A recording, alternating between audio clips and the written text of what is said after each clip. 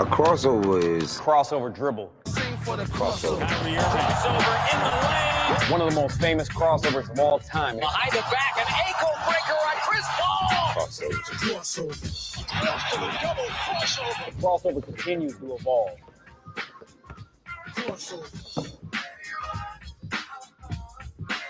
All right, the crossover is brought to you by Everlevel Concrete Repair in Omaha at everlevelconcrete.com.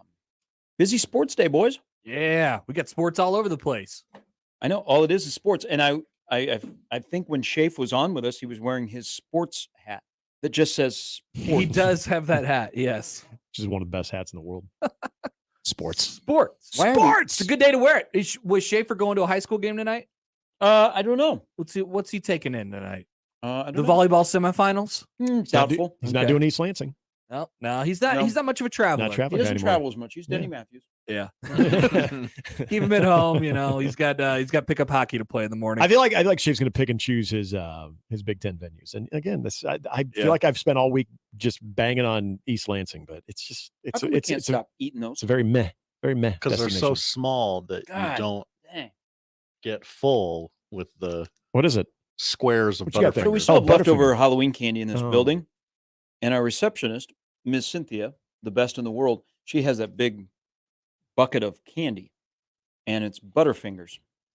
Mm. And you can't walk by it and not grab one. What'd you do with your candy bars? I've still got them. My Okay. mailman brought me a full-size Snicker. Oh, geez. Mailman Todd. So you yesterday. added more to the allotment of full-size candy bars too. Jeez. So this was an interesting thing. So my son had to go to the dentist on Halloween. Ooh, And- terrible day to go to the dentist. Actually, apparently it was a very fun day, according to my wife. But Fun day at the dentist. yeah, they do all kinds of fun stuff. At the I don't dentist. know. Yeah, I don't know At what that the entails. dentist. Yeah, but apparently, if you brought your candy back, they were going to give you $1 per pound. Doesn't that seem cheap? Like $1 per pound of candy that you bring in. Well, it costs a lot more money to acquire that. Yeah. Right. Yeah. But like, and I get the message. You're like, oh, don't eat all that candy. Sure, It'll be but good like, for your teeth. But for a kid- $1? For a kid, though, $1 is like, The pinnacle. It's of wealth. Maybe, but I don't know. Okay, so What's a pound of candy? well, we were talking about the value Oh, of $1. God, probably like, what, $10? $3 or $4. We were I talking bet about more than that. We were talking about the value of $1 on the show a couple weeks ago, right? And how it doesn't mean like the What in value the- of $1 hold is on. now $5. Hold on. What in the hell are you guys talking about the value of $1?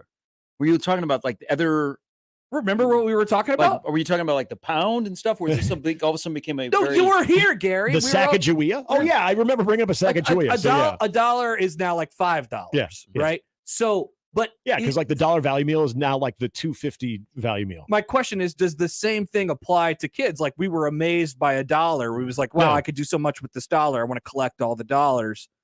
Is it the same for kids anymore, or do they just like need Apple Cash transferred over to their iPads? No. I feel like at Well, 3 years old, he doesn't know any better. So right now, I need to let him know $1 is a big deal until he gets out into the real world and starts seeing what things cost. Right? Yeah. Mom, can turns you out- add money to my Venmo? Now, if you, No, if you no. collect The tooth fairy added to your Venmo. if you collect 8 of these, you might be able to buy something. Yeah. Hey, so you said Venmo. So a college sophomore who I think would like to major in sports gambling. 1 week we're due. I said, hey, Chuck, what do you want to be? And I think, hey, man, why don't you go into accounting? He's in the business school at Nebraska. We're going to be a day trader. We're going to sit at home and be a day Oh, trader. This is what the kids want to do now. Yeah. Yes. Get the and whole now, Robin Hood and thing. now this week it's I want to be a gambler, Yeah. a Because professional gambler. Jordan Belfort made Yeah. being a day trader look cool. Yeah, that's right. But Well, during COVID, everybody was, the Robin Hood thing. everybody was buying the movie theater and, Yeah. Yep. AMC. AMC, Diamond yep. Strong Hands. and Dogecoin. Uh-huh. so he said to a fellow fraternity brother, hey, you owe me $5. And instead of like the kid giving him an actual $5, he goes, hey, what's your Venmo? Yeah. Oh, and that's all they do is they exchange money through Venmo. Yep. I'm like, no change, no. No. The kids aren't going to learn. Kids aren't going to know how to write. They're only going to be able to know how to text in that language. Yeah. And also, they're going to be able to count money or know what money is or be able to tell time. I It's also don't think that, like, if somebody owed me $5, I'd be like, you know what? Just put it on my tab. I'll just just buy me a beer. or Yeah, I'll something get you. like Yeah, Yeah. I got you next Once time. we when run you that get- thing yeah. up to about 20, then you could start Venmoing. Yeah. So that's, and I'm sure you guys in your time on the golf course maybe played a little money game. I don't think they're ever going to know the pure That's satisfaction. not allowed, Nick. No.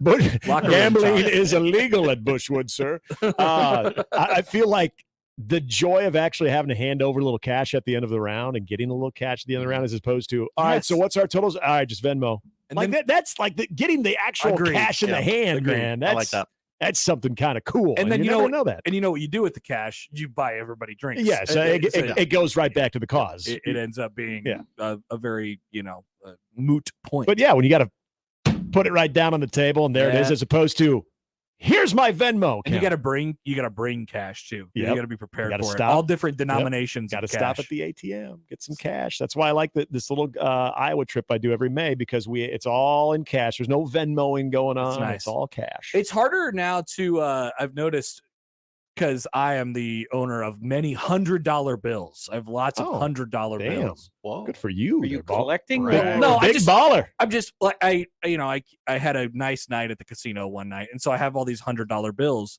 and They give you in hundreds? yeah, I mean that's what when you- Nice. Yeah, I mean You must So, have won a lot.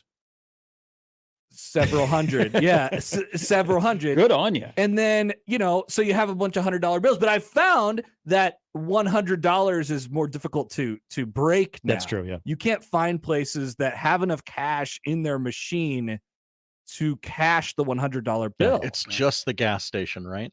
That's the only But place they I would don't- even I there's went to a couple consider. gas coffee station. shops in town. I went to a gas Oh, station okay. and they were like, we don't have enough. I'm like, you're a gas station. Well, they used to have, if you go to like fast food places on the drive-through window, it'd say no denomination bigger than 20s. Yeah. Stupid. Yeah. Ridiculous. I mean, everybody's like putting money? like $40 of gas in their car at a time at least. Yeah. So I figured a gas station. no, but they're not paying with cash anymore. They're True. just sliding it in the thing outside. The things that you'll miss out on, kids. Yeah, seriously. about I feel that. bad for you. Mhm. Gen Z or whatever's after that. Well, Gary's right though too. What is being after able to that? being able to count cash, like that's like, especially when you can do it fast. Like, it's kind of cool. They're never going to learn that. How many of them are going to go and like be a teller at a bank? So Generation Alpha is the next generation. Nope. That's impossible. Oh. Those would be We can't call them. I'm that. scared. That doesn't roll off the tongue like Yeah. the X's and the Gen Alpha. Caesars. they are starting to they're starting to When were they born? 2010 to now. Okay. God. I mean, soon enough, you might be calling a high school football game with a Generation Alpha guy A playing Gen Alpha? quarterback. I propose Couple we years. rename the greatest generation Generation Alpha and call this Generation Alpha Beta. Generation Beta. Beta. Yes. Generation Zeta. Oh my God. Talk about just a built-in now flex for that entire generation. Well, I'm a Gen Alpha, so I do things a little bit different than you. So Generation Beta will be the next one. Hmm. That will be people born in 2025 to 2039. Alpha. My Beta. child is Generation Alpha, huh? Your child, Man. you got a Oh, Gen no. Alpha kid. Do you need to sit down and have a discussion when you get home today about the responsibilities of being a Gen Alpha? Listen, you're a Gen Alpha. Be like, all you right? are also an alpha male now. You know what- Also, you know what that means? ain't bleep. So it is now survival of the fittest, buddy. Hey, at least you're starting early. Matt writes in on the Equitable Bank inbox. I meant. Lee Trevino once said, "You don't know what pressure is until you played for $5 a hole with only $2 in your pocket." It's true.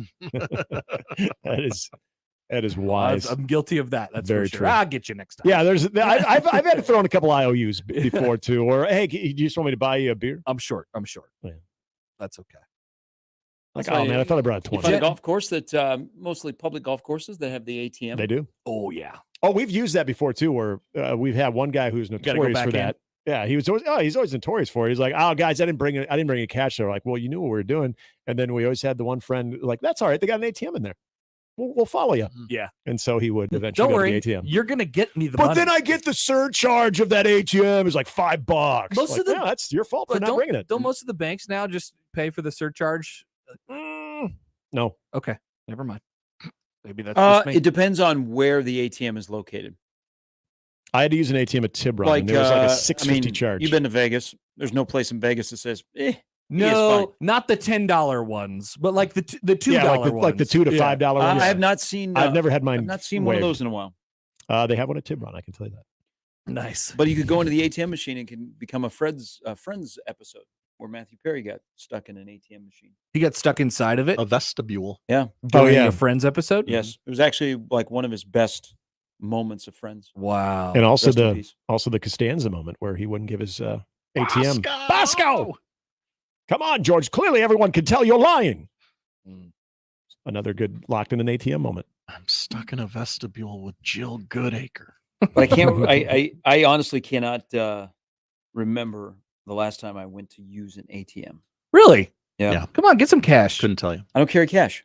Last night was the first time I had cash in my pocket in probably months because I Felt thought there would good, be a didn't it? cash bar. It is kind of cool. Where I went and it was actually an open bar. You got to have that. And then I got. Well, you got to have some Well, tip but I money. got screwed, Yeah, you though. got some tip money. Because I had a 10, and they said you put the 10 in right at the beginning of the night, and then you drink. You make for the sure rest they of the see night. you do that okay, too. so Make sure I'll they be see honest you. here. I didn't tip because Oh my all I had was God. 10, and all I drank was one beer. All right. Well, Well, that's the fine. dang thing. I couldn't be trashed. Okay. Here's Fred. That'd been fun. Did Fred use the open bar? He did not. He did not. He did Open not. bar, dude. He did not. He actually came straight from practice in Lincoln. Usually they have wine at the open They bars. do. Usually you Well, got he a was choice of a offered red or a plenty. white. Like everybody was like, "Hey, can I get you a drink? Can I get you a cocktail? Can I get you some wine?" And he had to just. And he was like, "No." He had Came to by tell himself. everybody no. Like he drove up I'm from good. Lincoln by himself. But I did not. That was the first time. So I have a stash of cash at my house. So whenever I Oh. know that I'm going to be going someplace where they don't, where I'm going to need like physical cash, You dip in. I dip in. But that stash has lasted me now for a couple of years Nice.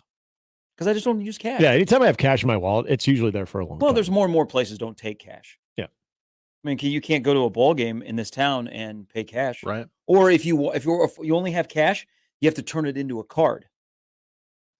Oh, Yeah, I've Damn seen COVID and Bin I Laden. have yet to Mm. do this because it's a principle thing for me, but like I don't think I'm going to. I'm going to stay on that it's principle. like a cash card I'm not- exchange. I'm not. So No. you Yeah. so So let's turn your say- cash into yeah. a gift card. So let's say you go to is Warner Park that Warner Mm. Park is right? They say they're cashless, but they're not. Yeah. they're not. If you But- got cash, they'll yeah, take yeah, it. But I think even downtown at the Chai, There, it's Yeah. pretty strict. Yeah. so you show up and you don't have a card, but Mm. you have cash. You can turn the cash into a card, and they give you credit on that card. Oh, Now, is the card only to be used in the Chai, or is it like a Visa? Well, yeah. What does the card look like? If it's for concessions, they give you like a Levy card, right? Like so that can be used at the. do we all still have ours? Yes, I collect. I just always use a card, so I've never World had to- Series is our friend. The College World Series, Creighton baseball games. Yes. Hmm. I wish I could somehow distill it into one card somehow, but I think they do expire after a period of time, though. Yeah, I no. think Bishop found out he went no. to. I think he went to either to buy some beer or gas, and he found out like around Christmas they expired. We can't get. I mean, what for Levy cards or for like the Visa gift cards? Oh well, the Visa gift cards that the NCAA gave out for dinner. Yeah. Those do have an expiration date. If Bishop, you're listening. Mm. It's usually like the 24th of December. John tweets in. Hi, John. My boy is 2. It's very clear he already knows he's Gen Alpha. Yeah. You got to knock him down. Yeah. man. Tell him he's Gen Beta. He's a little earlier in mine, but at 3. Yeah, Reese. thinks Listen to he's- me, you're Beta. He calls the shots.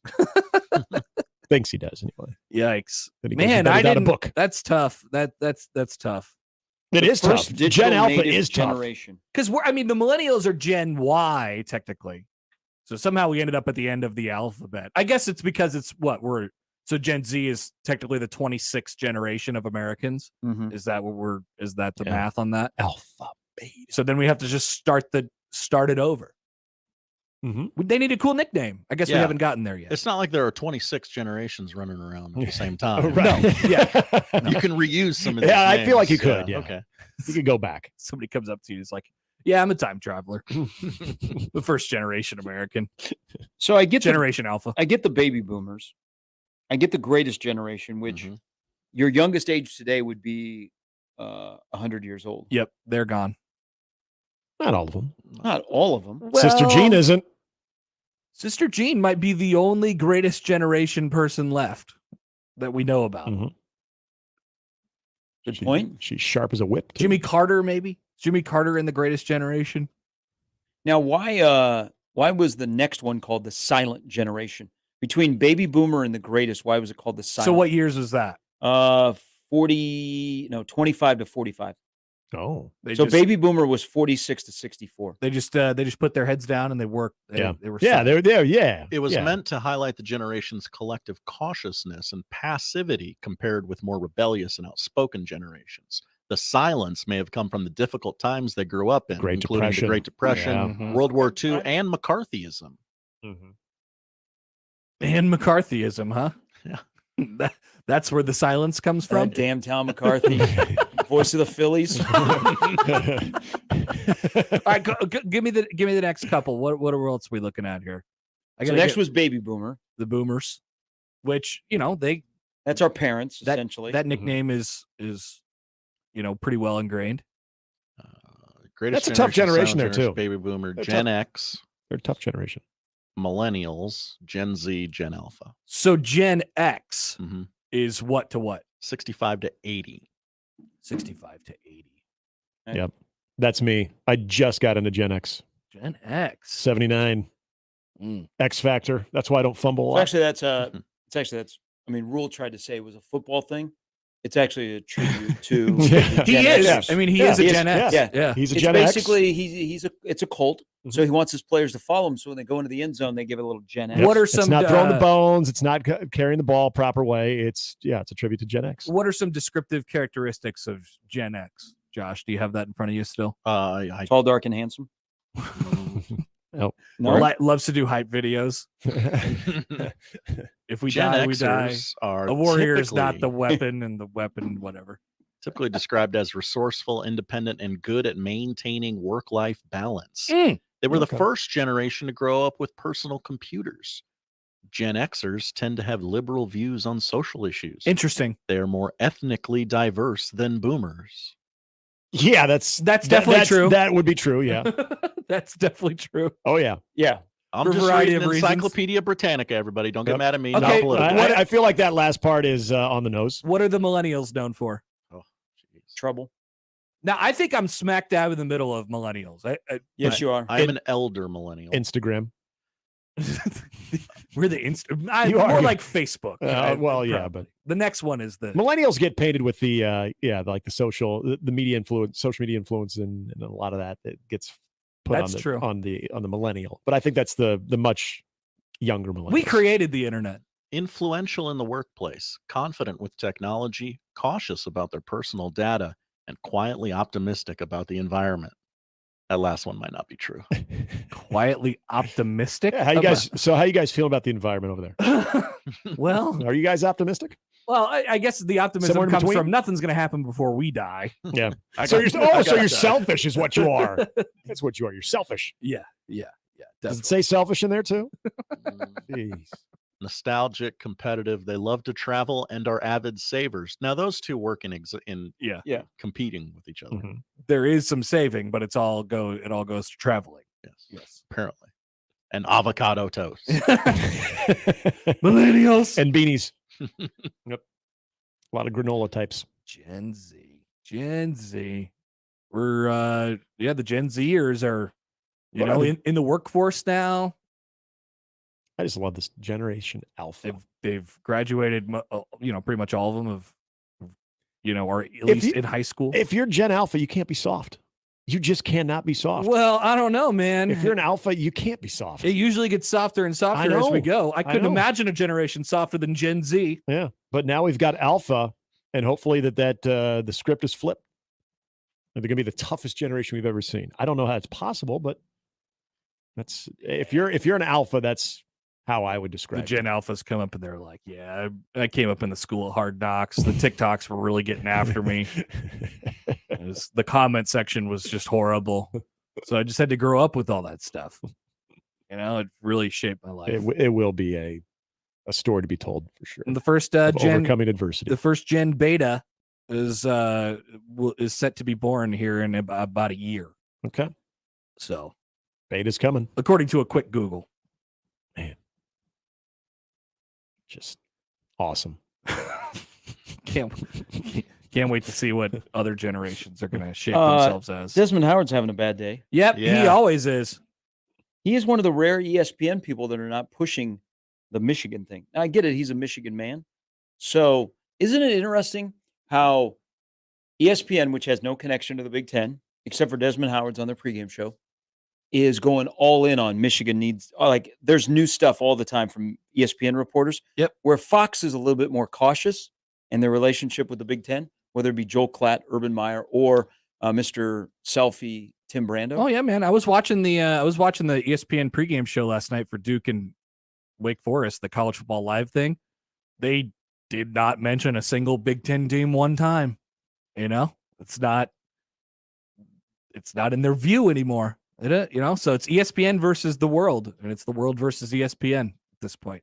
The TV networks have taken over, and they're shaping the narratives. That's what's happening in this.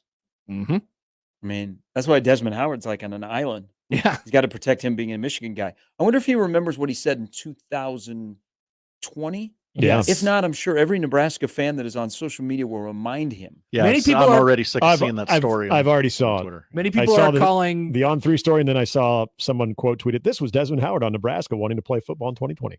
Can you read the quote again just for us here? Let's get the video. Oh, okay. Yeah. Oh, that was Do you want great. to play it? I can play it. Well, I mean, I'd love to hear it again. It's very, very memorable for the times that we're in right now. I would have thought that Michigan would have run into a Only a scandal. I 15-second clip. I would like to look at his social media to see how many Nebraska-ish accounts he has blocked.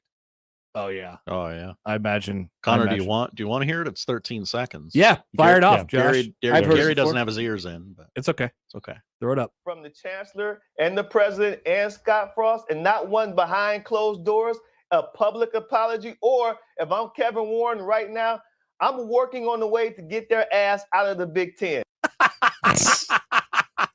Yep. How dare you want to play football?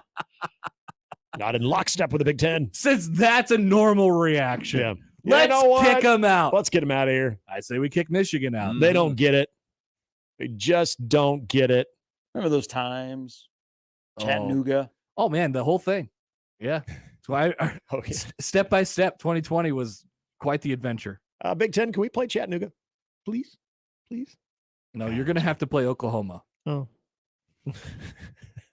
And just Can we don't. get out of that too? And while COVID is going on, do not practice. Yeah. Okay, we hear Don't you. practice. Remember the We investigation? hear you. Wink, wink. Yeah. Remember when Nebraska was in trouble and Trev brought out Scott Frost? Yeah, he held his arm and, Yeah. and brought him up there and said, guys, Trev has something to say to all of you. Oh, that was a time. Was this your baseball It's that went into uncomfortable. my living room? Yeah. Scott That Frost was. never served that suspension. Not for that, but for the other. Didn't thing. he have to sit out like a couple of days during fall camp? I believe he was so, yeah. scheduled to sit out an entire week during Oh, yeah, the following. the season, Yeah. right? Mhm. I don't think they ever got to So that does point. that suspension carry over next time he gets a job? I would think so. I think it can't fall- imagine anyone will remember that. But Like, in all honesty, Oh, They'll- everybody in this state will. They'll remember things about Scott Frost, but that will be. Yeah, He gets probably hired down the as a list. quarterback coach somewhere, and their Twitter account will be inundated with Nebraska fans. remember, he's suspended for a week. Hey, Yeah, everything's don't fair. Forget. Don't forget. Hey, he nearly gave us the death penalty. You guys make sure he sits out for a week. get his ass out of the Big Ten. Where is Scott Frost going to coach somewhere next year? Oh, he was hanging I out at don't think Oregon so. the other day. Why? I honestly have never thought so either. I don't know that he's hireable. I don't agree with that. I think he's hireable. Why wouldn't you bring him in as an offensive? Yeah, as an OC, yeah. Head coach. As mean, an I OC don't- with a strong, I don't know about it as a doesn't even have to strong be head as big of an coach. OC. It doesn't even, just on a staff somewhere. You know, and then he'll get the bug again, and then he'll try and be an OC somewhere. Well, he'll take the but- natural, wide receiver then to OC. But sure, you- yeah. you guys know him. I just don't think he's built to take a step back like that. And that's what he's going to be forced to do. Yeah. I also, to be honest, There's got. I don't know how much of a desire there is to get back into Right. coaching. Yeah, no, I that would be the thing for me. Got I'm a not, lot I'm of not money. sure if that's there, but there has to be Maybe a high school in Arizona. There has to be some kind of like self-awareness, right? Of like, yeah, nobody's going to hire me as no Power 5 school is going to hire me as a head coach right now. So go be an offensive coordinator, at the most, an offensive coordinator somewhere. If he really wanted to do it again, he showed up at Oregon a couple weeks ago. He loves football. I could see him because you don't have to. You're really not seen. You don't deal with the media. What about in the NFL where they hide you in the back like as an analyst? Like Tom Herman got hired by the Bears, and they basically hid him for a couple of years while he kind of went through his, rehab of his image, and then he was able to get a, fairly you good lay job. low for a little bit. You stay involved with the football world, but you lay low. Yeah. If I'm a college coach, like I'm interested. I'm interested. Like I want to find out what happened. I want to see what like from his side of the story, also others, but like also how much of that applies to him being an analyst or a position coach. I don't think much. Like if you put him in the right situation, like Steve Sarkisian's doing well. Some guys just keep falling up. Yeah. They fall down, but they fall up. Texter Bernie writes in, there is still zero evidence in their play that they were practicing during COVID. Ross can show the game tape during his appeal. That's funny. See, look, we didn't practice. Does this look like a team who practiced? What evidence, NCAA, do you have? Joel wonders if Bishop Sycamore is looking for a new coach. They're trying to get that game. No, Hey, so there's in a weird world. Did you watch the documentary? No, I never have. Scott Frost's name is mentioned in it. Is it? Because the guy is a big Jets fan, and two of his favorite players are Brian Cox and Scott Frost. Why would Scott Frost be your favorite player? I have no idea. But he's a hell of a DB. Dude, I love a good special teams guy. And of those two Jets, like I can think of maybe Namath ahead of Scott, but the guy references Brian Cox and Scott Frost. Mark Gastineau. Scott Frost. I just remember watching Scott Frost run down on kick return. Do you think Fireman Ed is a huge Scott Frost fan? Wow. And I thought, man, who is that guy wearing number 47? That guy's a football player. He could stick it, man. Telling you what. Really loved Brooks Bollinger. Yeah. I mean, hey, look, the most random Jets of all time. Mm-hmm. Everybody's into something. Hey, by the way, this is going to be a great movie. Tony The Eason played for Holdovers, the Jets. Giamatti. Yeah. There's a lot of opportunities to meet Alexander Payne coming up in town. Oh, really? Are they having the premiere here? He's in theaters everywhere next He's going to tour that movie across this town, one theater at a time. He's showing up to all of them, where he does not normally do that. Normally, it's one at the Dundee, and then he goes. So does that mean back. he doesn't think it's good, or he really thinks this is good? It is apparently very good. Okay, because it's the first time since Sideways that those two are together, Alexander Payne and Paul Giamatti. That sounds right. Yeah.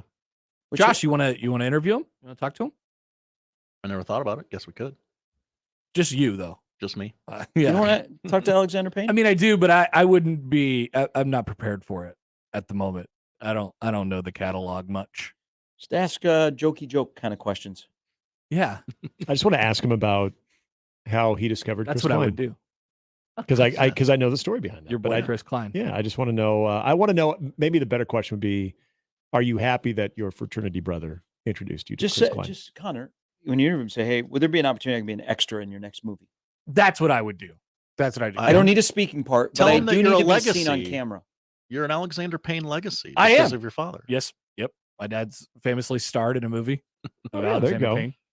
See, that's a good icebreaker right there. But how come your dad is not getting any cash? It's a great question. Should have some royalties there. I don't know. There should be I don't know. Hey, probably 10 people saw Downsizing, right? I was one of them. Hey, Mr. Payne, I'm going to give you my father's address when this interview is over. The checks so there's are no not just getting to his random like house. $4.65 checks that just show up. Because I don't think he was one of the people who had to sign paperwork. Oh. He gets like the Jerry Seinfeld Super Happy Fun Hour, like 13-cent checks. Yeah, like You I gotta sign all think those? he may have been Things are gonna pick briefly. up. I'm not. You know what's funny? I never saw the movie, so like he tells me that like his like part of his body was in it one time, but he did not get like a speaking part in in the downsizing movie, which filmed in Omaha. What, probably like 7-10 years ago. And I now? still never saw it. That was one of the very. It had Matt very few. Damon and Kristen Wiig. I know. It's actually, it had some people. Yeah, I don't know. it's a good concept, I guess. Everybody gets small. Yeah, I don't think it did real well. No, it didn't. Yeah. Well, because it came out around Christmas one year, and I don't know, there must have been another movie like right there before COVID. Why? Because that didn't feel like a Christmas movie? It did not. It did not.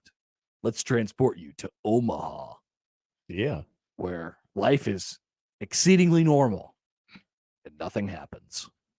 I mean, Matt Damon looked like he was in Omaha. Matt Damon could be in Omaha for sure. Matt Damon could just walk around in this town and be fine.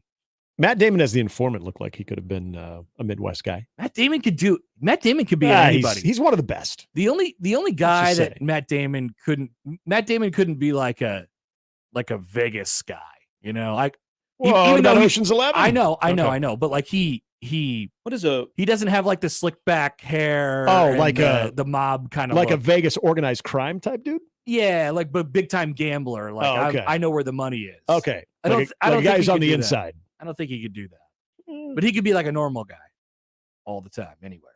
Could you peg a local compared to a tourist in Vegas? I don't think so. No, because 80% of them are tourists, especially on the strip. Yeah, in the places that I go, it's 100%. Matt Damon even played a racist in School Ties.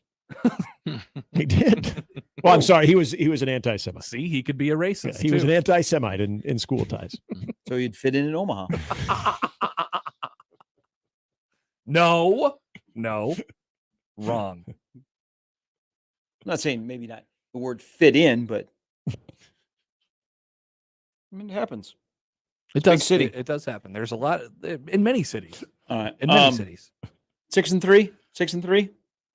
Yeah, I think yeah, so. yeah. I think so. I'm even relatively confident. I don't. Yeah, the fact that I am actually gives me a weird feeling. Yeah, I'm more confident this week than I was last week. I love that. Yesterday, 2 tickets on Southwest 2 to go to Vegas. Yeah. You My did. God. Yeah, you did. Did you get on the same flight as me? I don't know. Yeah. We're out early in the morning On which day? on that Friday. I think I'm going the day before. Are you going on Thursday? I think so. Attention sales staff. We're all going to be out there anyway. Yeah. There you go. I got to look at the refund policy. Yeah, well, you could cancel at any time. Just if you like Southwest points, you can just collect those. Oh yeah, or yeah, you just have your credits. Because- Gary, I probably got an extra bed in the double queen at the MGM if you want to stay with me. Are you going solo? Well, right now I am. Nobody's joined on in my fight. Okay. All right. Well, we're together. I was going to stay at a friend's house. Oh, that's fine. You can do that too. We could stay at his house. He got a nice place. I already got the room. already got the points. Yeah. I do. They let me stay there for free. So, people need to. I mean, like, once they become bowl eligible, get your flight. Yeah, it's gonna. Because there will be overwhelmed by Nebraska fans. I'm thinking about, so if they do it this weekend, I'll probably book another one to Phoenix, and just so I can have the option. So no. Here's what I was thinking. You could drive from Vegas to Phoenix. Yeah, but what a pain in the butt. Or you can add another leg, because a lot of the times when I've flown Southwest to Phoenix, you'll stop off in Vegas. It's very depressing. People get off the plane, and there's like you and 4 other people that are still on the plane that's going to Phoenix. I've done that before. Yeah, I've done that before.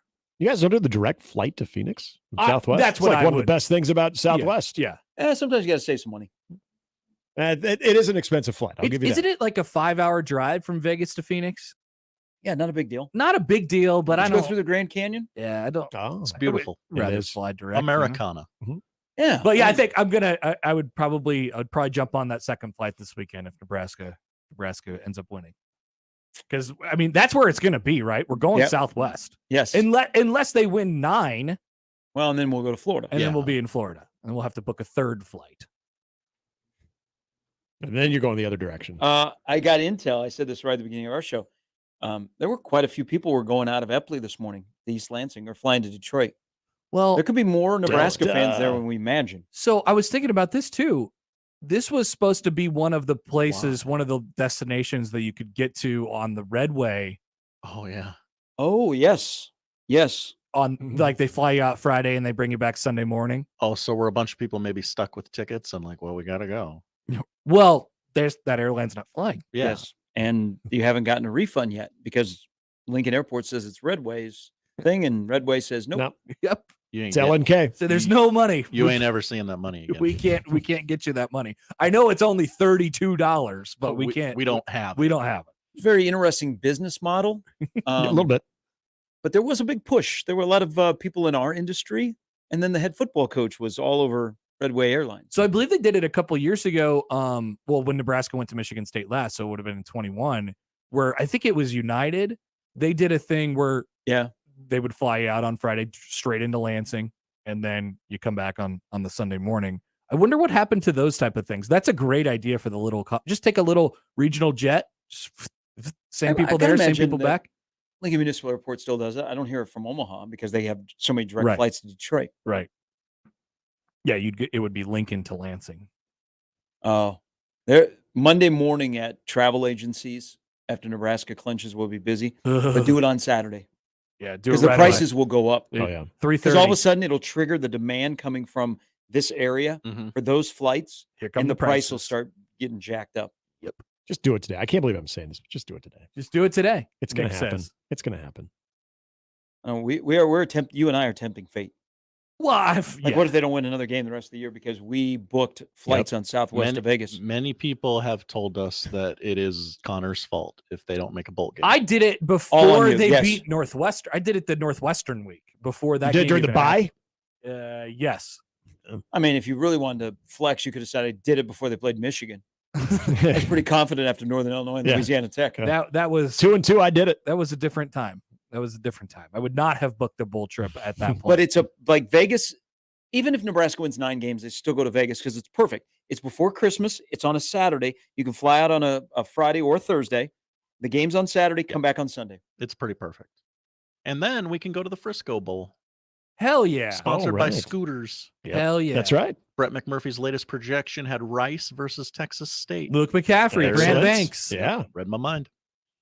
Yeah, See, that might be a Luke rough one. McCaffrey up his draft stock. Hell yeah. Yeah, he's like one of the top He wide is. receivers in the class. He's going to get his name called. We could run roughshod over that bowl game.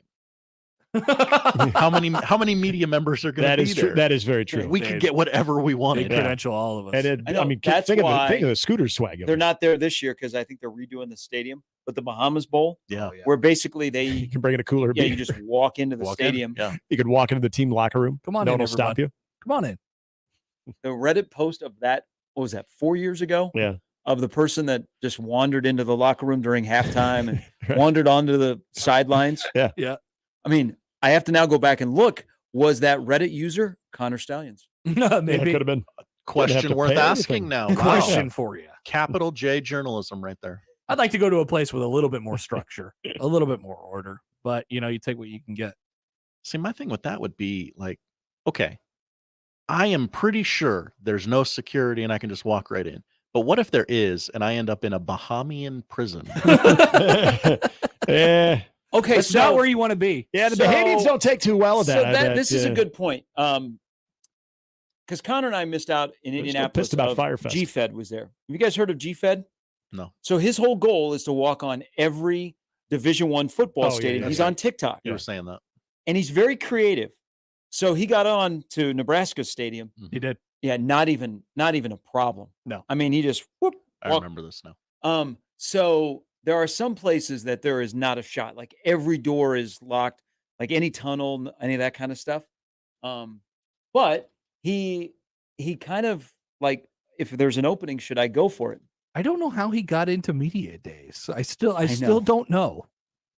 It's very He just odd. said I'm at the Big Ten Media Days, and I'm on. He touched his foot down on Lucas Oil Stadium, and he goes, I'm Mission- at Lucas Oil. Mission accomplished. Him getting into Nebraska now, he seemed to find a lot of access, Yeah. which, like right after 9/11, they started to lock the stadium up more because people would always go in there and they would run the stairs. Well, you Mhm.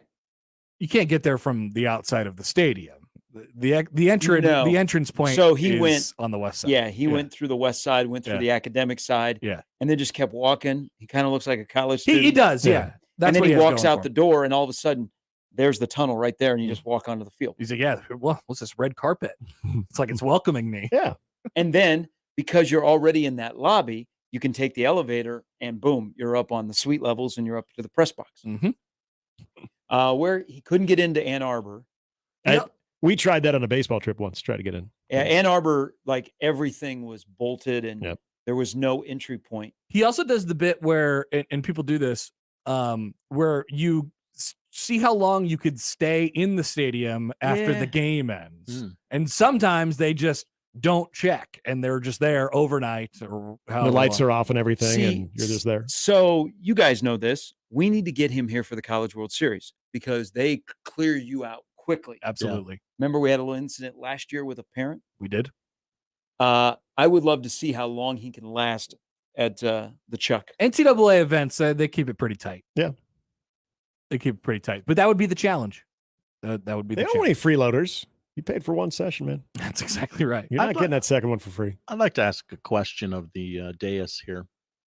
Brett McMurphy currently has Nebraska projected to go to the Guaranteed Rate Bowl day after Christmas in Phoenix against Iowa State. How do we like that? I right? think it'd be fun. I'd Yeah, be pro I think it'd that. be pretty awesome. Old Big 8 rivalry. Yeah, Beat the living hell out of Matt Memories. Campbell. Yeah. I think it'd be really good. Oh, will Matt Campbell Could still be there? Yeah, it could be Matt Campbell's That's a great last question. game. He might be the coach at Michigan State by Mhm. then. Yep.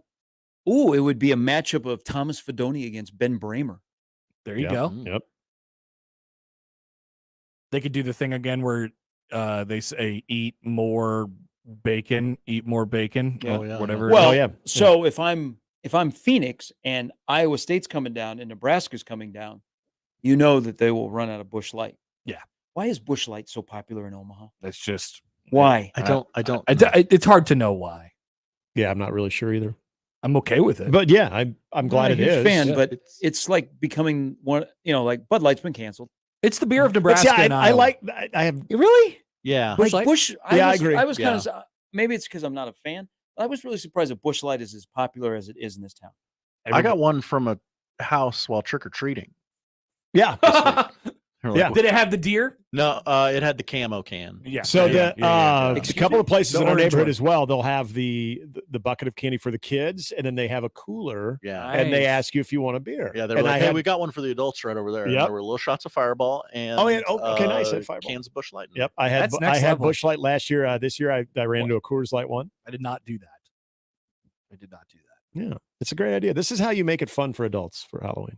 We could rename. Joel says we could rename the Nebraska Iowa State matchup in the Phoenix Bowl as the Purdy Bowl. Pretty cool. Yeah. The Purdy Bowl. Brock Sember, Chubba Sember. I would take Nebraska Iowa State. Yeah, I'd be fine with it. Yeah. I mean, I think Nebraska will be overwhelmed with joy regardless of the opponent, but Right. Yeah. the opponent does make it more fun. Hey, that'll be a tough ticket sure. because you know that Nebraska fans will, Yep. whatever bowl the game they're going to, it'll be enormous. But Iowa State fans will travel as well. And you know what we would do? We would, whoever wins, we all jump in the pool. Unlike the Texas Finally. Rangers, who were not allowed to jump into the pool. Do you think the security would be Yes. as present for the bowl game? It than doesn't is for the matter. World We Series? strengthen numbers, Nick. That's true. You over. I Too feel many like, of us. I feel like once you approach the gates, they're like, "Oh, you're really gonna? Yeah, go ahead. We don't get paid enough to like protect this Jump pool, on so in. Go There's ahead. just a pool packed Just with don't red. hit your head on the ledge or anything. But yeah, go ahead. jump in. Conspiracy theory: did Scott Frost make that visit to Oregon because he knew if Nebraska was headed to Phoenix, he needed a place to hide out for a weekend? Hey, are we still good? Can I hide out here for a weekend? Coach in December? Tuioti, do you have an extra room? Because they're going to come to my house and they're going to find me. And it'll be Christmas. I don't want that. So it was more of a scouting It was a location scout as Mhm. opposed to just visiting a team that you coached with. You know that somebody would Google and find his new home. Oh yeah, the In an- $7.5 million in home. an instant. Mhm. In an And Matt instant. Rule would say, "Hey, you know what? All former coaches that are in the area, you're welcome to come and watch us practice." And then he has a sideline pass and he's there. Oh, Okay. keep, Oh, keep, all it- right, all right, keep all right. him out of that. I don't ball know. game. I don't think we're there yet. We're not there yet. Yeah, we're not No. there yet. 5 years, maybe. There might be some players that would be like, So there are Sound weird. flights, direct flights from Grand Island to Vegas. Oh, yeah. You can always do the Allegiant. Grand Island to Vegas, Grand Island to Phoenix is pretty. But aren't they limited on certain days? Yeah, it's like Tuesday, Thursday, or something like that. Yeah, it is. Yeah, there's only like 2 or 3 days out of the week. I think. But those will be jacked full, for sure. It gets you there. I did. Those people realize My last trip to Vegas, I did that that. if Nebraska football is playing in a bowl game for the first time in 7 years, what they're about to experience. Everybody's gonna get off the plane like, where's the dollar? Where's the penny slots? No. Where I used to be able to put a quarter in here and it did something. The new people that are to Vegas, they will just spend all their money right there in the airport. You're like right when you come out of the gate. And What? there's the I'm in the casino? It's awesome. Yeah. Watch this little slip they gave me. They used to give me a bucket of change. Remember you used to pull the lever? They don't do that anymore. Where's the cigarette girl? I'll still pull the lever, man. It doesn't do anything. I know it doesn't. It doesn't do anything. I know it doesn't, but it's just kind of cool. Like before Cranking I pick that up my thing. luggage, where's the Cirque show? You guys heard any feedback on Warhorse? Is Wayne Newton still here? Warhorse, you can go and place a sports bet. You can bet on Nebraska this weekend because they're out of town. They're away. That's true. I'm not trying to like give like a free promo or anything, but can I like sit and watch a game there as well? I don't know what their setup's like. Oh, I don't know. Because the whole other casino is being built. Eventually, you will be I able would to. think so. Yeah. If not, you know where to go. A parking lot in Iowa. FanDuel.com. Yep. Thank you, guys. Hey, have a good weekend. Have a great weekend. Yeah. It's going to be a great weekend. The crossover powered by Everlevel Concrete Repair in Omaha at everlevelconcrete.com. We'll start things off next. That's the crossover. The Connor Happer Show is next on 1620 The Zone. Mornings with Sharp and Handley. Hyannis? Thank God you had Terry Keneally, or we would not like you in Omaha. Just telling you. I feel like Nebraska City's one of us. I mean, Hemingford, you should have just gone to Wyoming. Why did you insist on staying in Nebraska? Same with you people in Whitney. Just go to Wyoming. Go consolidate your schools. Yeah. You know what, Crawford? You're not good enough for Wyoming. Just go to South Dakota. Mornings with Sharp and Handley. Weekdays 6 to 10 on 1620 The Zone. Let's go to Little Rock. Your Omaha area forecast from Canoia Garden Center. Is that where it is this year? TV News Every year. Box Oh, is it there? on 1620 The Zone. I thought they rotated Mostly cloudy and warmer today. Has with it a been high there of for like the Omaha last like 60 10 degrees years? and winds remaining light up to 10 miles an hour at the cuts this afternoon. Mostly cloudy skies again here overnight. A low near 37. Heading into the weekend, temperatures into the 50s and 60s. Becoming breezy by Sunday. A chance of showers Saturday. A meteorologist. Host is roasting every morning.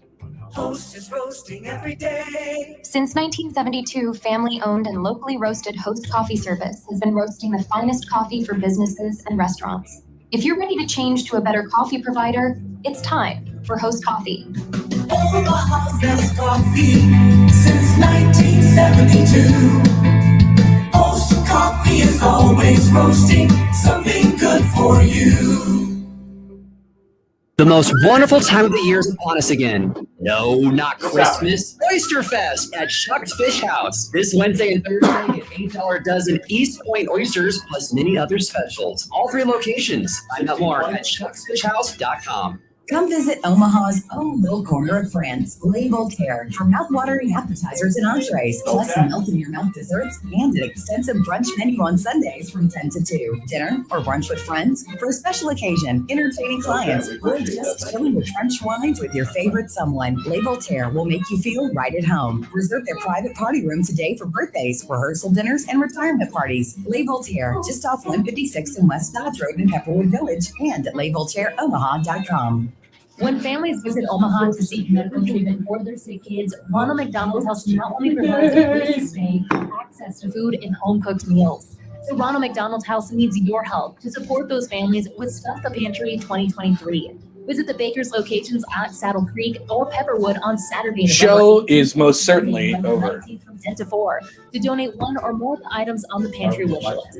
Get details at rmhcomaha.org. We appreciate Lights are all hot. your help through this holiday season. Hi, everybody. Tell us how you feel on the J-Tech Construction and Solar Zone Twitter feed. Reach Gary, Nick, Connor, Josh, and John anytime on the J-Tech Construction and Solar Zone Twitter feed. Contact the official exterior and solar experts of the Huskers. J-Tech Construction at yourexteriorexperts.com. Let's watch the game at DJ's. Nick Hanley here for my friends at DJ's Dugout. Football is in full swing. College football, pro football. Watch your favorite team at DJ's. Great food, great drinks, great service. Plus, DJ's casual, comfortable atmosphere and huge TV walls are an Omaha tradition. Let's watch Omaha's the game at DJ's. best coffee Iconic since sports bar, 1972. locally in Vietnam, Host veteran owned, coffee with is 7 metro always area roasting locations. something Dig in good at for the Dugout. Many people go back to the dealership out of habit or because they think the dealer is the only hear one that? who knows how to fix their car. Really? At Omaha Car Care, we offer a better option. Why? We have ASE certified technicians, the technology to Why can you guys service hear any us? vehicle, and free loaner cars. The dealer will sell you a package of services. We'll provide the service you want for your car as your trusted partner. I'm Rick Betker, owner of Omaha Car Care. and we'll be- This week at Well, Target. they really can't hear us. Early Black Friday deals. Why? Fun deals on the latest tech, toys, and video games. Plus smart deals on small appliances, floor care, and so Well, much more. I guess everybody gets the For different early Black Friday behind the deals. scenes today. And get what you need for the holidays fast with free drive up or But hold on, we got to fix that $5 actually. or use your red card at Target.com. Is Get it low prices is it and that early studio Black Friday cam? deals only at Target. Exclusions apply.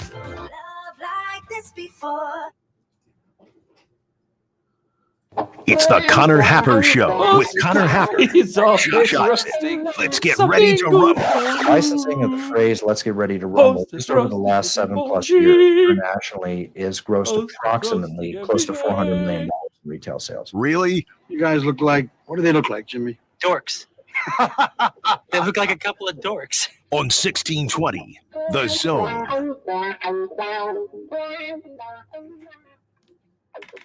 All right, welcome in. Happy Friday. It's the Connor Happer Show here on 1620 The Zone and on 1620thezone.com. Connor Happer and Josh Hudson with you, although we need no introduction because if you're watching along with us on the stream, apparently you can hear us during the breaks. We're working on a solution to that, but in the meanwhile, enjoy. I mean, what you just heard was exactly how every break goes. It's me probably leaving briefly, coming back, filling up my water bottle, or going to the bathroom, and then coming back and serenading Josh with the theme song of Host Coffee.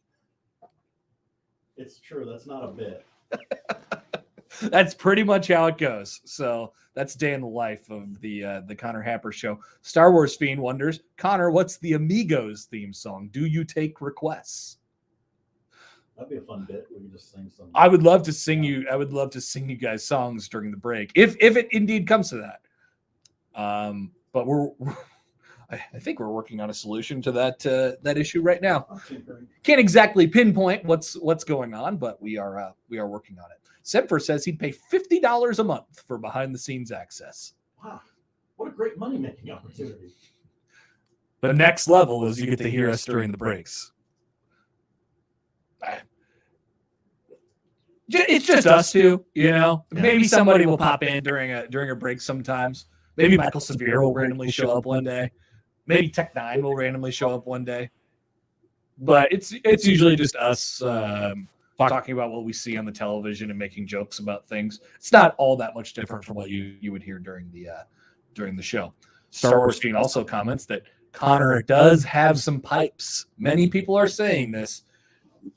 The people at the MGM Grand in Vegas are still talking about my rendition of Piano Man years later at this point. All right. Happy Friday. Welcome in. We will have Bryan Munson coming up here in just a moment, talk some recruiting. Nebraska's recruits, and it's not just Kawan Lacey who decommitted for Nebraska a couple weeks ago. Nebraska's recruits are they're trying to poach them. They're trying to poach them everywhere. Okay, Nebraska, and I would say, if you want to look at it from the positive side of things, it is Nebraska has done a really good job, and their staff has done a really good job of identifying early and getting in early on some guys who they probably understand as their senior year unfolds, they're going to get some offers later on down the road. So Nebraska will have to play defense on some recruits down the stretch here. We'll talk about that with Munson here coming up in just a moment. Brian Christopherson will join us at 1:00 this afternoon. It is a road game for Nebraska, so we have some we have some traveling things that we need to work around. I did text Sipple last night and asked him if he's traveling tomorrow and sort of what his itinerary was. I didn't give me an exact answer, but here's the latest from Steve Sipple. He texted me at 5:43 a.m. this morning and said, "We leave Omaha at 10. Try me at 12:30. I might be scrambling, but it might work." Don't love that. So we're going to try Sipple, but I'm going to give it about a 15% chance that we actually get him at all. And then after that, there's like a 0% chance out of the 15% chance that it will be, engaged Steve Sipple. Maybe he's running around an airport somewhere, and maybe that's the fun of it. So we will attempt to talk to Sipple during the show today as well. That's the lineup powered by the Rooferees at John Higgins Weather Guard. Elsewhere, our picks for the weekend are keys to the game. A brief look at Nebraska's schedule next year now that we have it in full. Might they start 7-0? Might it be 2016 all over again for Nebraska football? Because those first 7 are a little light and those last 5 are a little heavy for Nebraska in 2024. We won't talk about it much. I do have a couple NBA things that I would like to pass along. Victor Wembanyama. Hello, everybody. This is happening much faster than I anticipated for Victor Wembanyama, who had 38 and 10 last night and carried his team in the fourth quarter against one of the NBA's favorites this year. That was, of course, after blowing a 27-point lead, but we don't talk about that part. I do not have takes about James Harden. People forget about that. But he had some claims that he wanted to get out there yesterday. We'll tell you what your reaction should be should Nebraska win tomorrow and become bowl eligible. Creighton has their lone exhibition tonight at the Chi. Creighton basketball center / CenturyLink Center / Quest Center this evening. I have a few questions about them. High school football quarterfinals tonight. Josh is happy because he feels he has a quarterback for the Tennessee Titans. We did get the World Series ratings in, so all this stuff we could hit during the show today. But above all else, it's a football Friday, so we will, of course, talk plenty about Nebraska and Michigan State, which is set for tomorrow in the Woodshed at 11 a.m. Want to hear from you guys? 402-951-1620 on the 42 Degrees of Source hotline. You could also text that number as well. You tweet at Happer Show at Connor Happer on the JTech Construction Zone Twitter feed. You can email Connor at 1620thezone.com or Josh Show at 1620thezone.com in the Equitable Bank inbox. And if you're watching along with us on YouTube and you hear us during the breaks, you can say stuff that you want us to do during the breaks. Eventually, we'll get there in fixing it, but I don't know that time is now. It is fixed. I removed you. If you want to maybe, this is my fault. Come back out and come back in. I'm out. I'm in right now. No. During the break, leave the studio. Oh, okay, I got you. All right. Well, we're working on that type of thing. But if you get the behind the scenes, then so be it. You get the behind the scenes. But it is a you and your laptop problem. Whatever, Josh. Just fix it. All right. We begin the Friday show. Munson will come up here in just a couple minutes. Let's squeeze in a quick call here. Triggered Bob starts us off on a Friday. Hello, Bob. Hey, Hap, I'm triggered again. Oh, no. You were so untriggered for weeks. I have something I'm triggered about, and then I'll ask you about Trev Alberts. So I think I speak for the consumer here. I went to Qdoba the other day. A burrito and a drink was $15. I remember going to school at UNL, the Chipotle down the street. You could get out of there with $8 burrito. That's almost 100% increase in less than 10 years. That's nuts. Is that where we're at these days? That is definitely where we're at these days. It costs $12 to $15 to get a nice meal and a drink. Yes. Man. Tough. I wanted to ask you about Trev Alberts. Doesn't it seem like, did the timing strike you as odd? Kind of like when Scott Frost was kind of going through a tumultuous time, and that thing came out about the GA that everybody does, but somehow Frost got in trouble with that. It seemed the timing was a little weird with the Trev Alberts news. Not sure what you think, but go Big Red, and thanks, Hap. Thanks, Bob. Appreciate it. Yeah, I mean, I don't know. The memo from was going around UNO circles and obviously Adrian and his CFO sent it out in June. So UNO people knew about it sort of in June. Things are expensive. Yes, indeed. Things are expensive nowadays. I hadn't really thought about it from that angle yet. I know people were sort of commenting that way. That, hey, what is this and what's going on here? It didn't particularly strike me as odd. At the same time, it was mentioned, a couple times in the Flatwater Free Press report that, they are under, Nebraska under the leadership of Trev Alberts right now is undergoing a gigantic stadium project at the moment. I don't know what the angle of that would be, though. Like, if the timing is weird, you're insinuating that there's some sort of like an angle, like, okay, well, what's the problem? I'm going to tank the stadium project. Right. Like, who wants to do that? I don't know.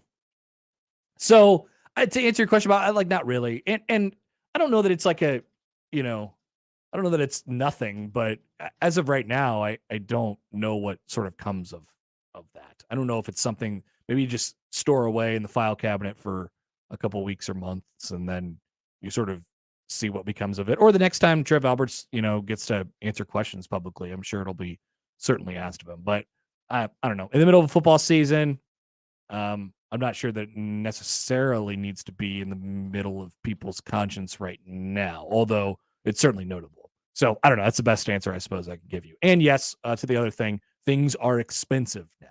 That is true. I don't even think we need to put it on the poll. I can't attest to this now. We could, if you want to break a record and go over like 95%. Yes. Are things expensive now? Yeah. Well, why not? It's Friday. Yeah. We might not have a lot. At Happer Show. You could vote there. Or if you want to dissent and say that things aren't expensive, you're free to do so as well. Bryan Munson joins the show next on 1620 The Zone. For the Jays, the Huskers, and even you Jayskers, we are 1620 The Zone. It's obvious the unthinkable is happening. With all the recent media distractions, most folks never saw it coming. But a few did. Their guts told them something very wrong was going on. And now the headlines are proving them right. The people in charge keep telling you that everything's fine and to stop noticing. But you know better. Folks are investing in emergency food storage, and you should too. My Patriot Supply, the nation's largest emergency preparedness company, are the ones you can trust. Go to mypatriotsupply.com and secure their best-selling 3-month emergency food kits. Each contains tasty breakfasts, lunches, and dinners, averaging over 2,000 calories per day. Get at least one for each family member. My Patriot Supply also sells biomass stoves, off-grid room heaters for when the power goes out, gravity-powered water filters, heirloom seeds, and survival gear that may come in handy soon. Go to mypatriotsupply.com today. It's time to prepare for what's coming. mypatriotsupply.com.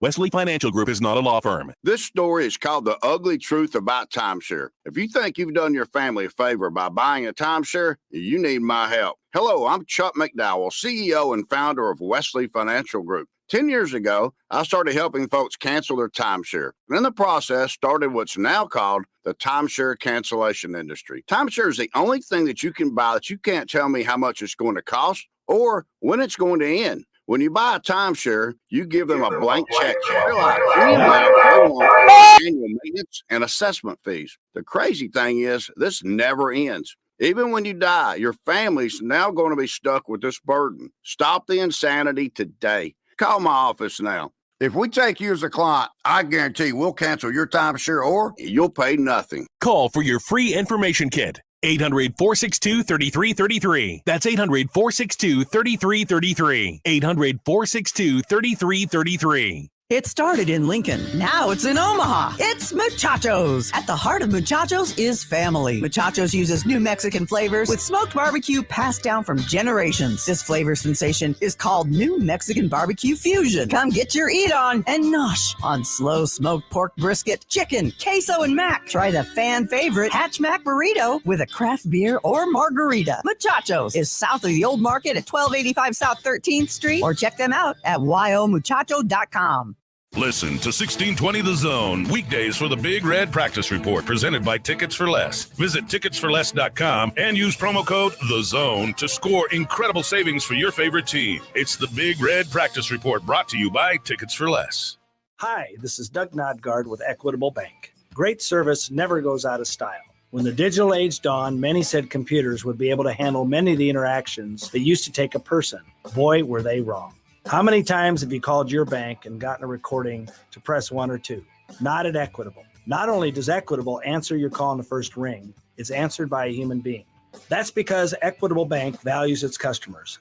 Equitable Bank, we take banking personally. Member FDIC. We're nearing the midpoint of the NFL season. John and Josh here for the FanDuel Sportsbook. Money line. That's how you just bet straight up. Win, lose, no point spreads. And right now, FanDuel, America's #1 sportsbook, is giving new customers $150 in bonus bets with any winning $5 money line bet. That means you can take a pretty big favorite, get an easy win, and pick up $150 in easy bonus bets by betting moneyline on FanDuel.com. Go to FanDuel.com/1620, John, and take advantage of this great offer and a whole lot more. Again, new customers, $150 in bonus bets with any winning $5 money line bet. Just go to FanDuel.com/1620. 21 plus from present in Iowa. First online real money wager only. $5 pregame money line wager required. First online real money wager only. $10 first deposit required. Bonus issued is non-withdrawable bonus bets that expire 7 days after receipt. See terms at sportsbook.fanduel.com. Gambling problem? Call 1-800-BETS-OFF. Let it fly. Your elevated sports bar experience. KOZ and Bellevue, Omaha, Council Bluffs. This is 1620, The Zone.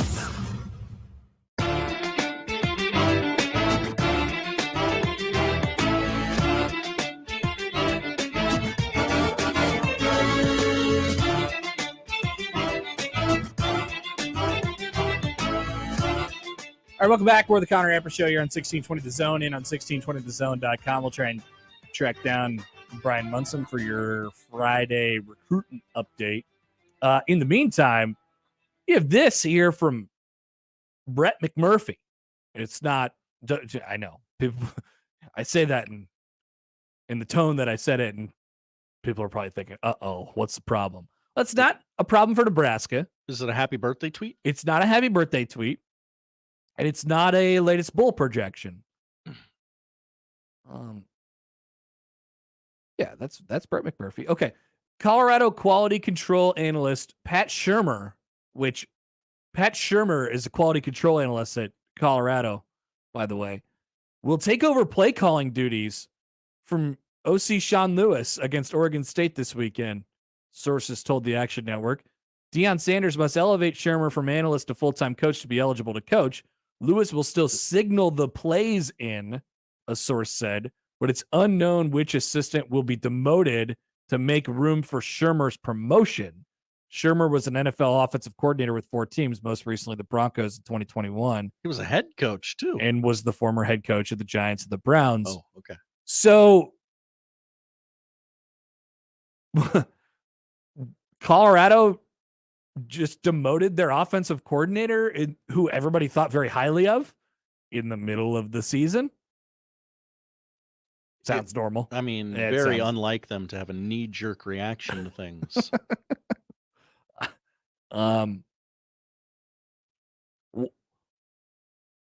Why, I guess, would be my question. Got to make a bowl. Yeah, but does this help you make up? Like, once again, Sean Lewis is, everybody would have told you, man, what's the best hire? Who's the best coach on Colorado's staff? Man, they got a head coach from Akron and Sean Lewis, who everybody, they refer to him as this offensive guru and stuff like that. And Colorado now gets 7 games into the season and they're going to pull the plug on it? Jeez. Fortunately for them, I guess they have Pat Shermer just waiting there. They've got a former NFL head coach roaming the sidelines. Yeah. And I guess Sean Lewis is still going to be there. This is weird. We'll have to get Buff Josh's take on this. I'm not sure what's happening. Yeah. In Colorado. But Colorado does play Oregon State this weekend, where they are, I think, 2+ touchdown underdogs. I don't get the sense that things are unfolding in the way that Deion Sanders had thought they were going to unfold, at least certainly at the beginning of the season when they started 2-0. Remember when they were 2-0 and they were the talk of college football? Well, nobody's really talking about them anymore, Josh. Interesting and odd. Extremely. So, yeah, Colorado's lost. They started 3-0, and they lost 4 out of their last 5. They had the Colorado State game. I mean, they're really banged up, aren't they? Colorado is 84th nationally in yards per play, dead last in yards per carry, and bottom 4 in the country in both sacks and tackles for losses allowed. Sanders said after the game on Saturday against UCLA, quote, "It's a struggle to run the ball. We got to figure that out because now you're one-dimensional. It's easy to stop a team when they're one-dimensional." And his response to that is to demote his offensive coordinator going into this week. Pretty weird, but here we are. And yes, maybe those numbers were surprising to some. Colorado's offense has really been pretty bad against some of these Pac-12 defenses over the last month or so of the season. And they're going to, like you said, Josh, they're going to struggle to make a bowl game. They got to find a way to win 2 out of their last 4. Thank you. 2 out of the last 4 games. So interesting news out of Colorado. But elsewhere, once again, we'll try and track down Munson here in a second. But let's get caught up here on breaks. We'll come back. We'll touch on Nebraska's schedule for next year. Of course, we'll start diving into this matchup against Michigan State, which I don't know if uneasy is the right word. I think this is a process for me and for Nebraska football fans to get confident in the team, even though, like we see, oftentimes we talk about the results versus the process. Nebraska, yes, has won their last 3 games, but they have done it in spite of many, many things that happened on Nebraska's on the offensive side of the ball. They've obviously been helped out tremendously by their defense. So we'll dive into sort of where I'm at going into this one and plenty more as we continue on with the Friday edition of the Connor Happer Show on 1620 The Zone. But a reminder that 4-quarter pick'em is back. Our picks are out for this week. You can find those on Twitter at 1620 The Zone. Listen for the cue to call 3 times a day and be qualified to make your picks in any upcoming Division I college football or NFL game. And if you go 4-0, you win $1,620. Fremont Fred was our contestant this week, and he lost last night. Sad indeed. And there is a second chance online to be qualified. It's not just here. It's also on our website, 1620thezone.com. The Connor Happer Show. Follow us on Twitter at Happer Show for all the latest news and views. We may even say something interesting once in a while. Unlikely. Really, guys? Live from the Host Coffee Studio, this is 1620 The Zone.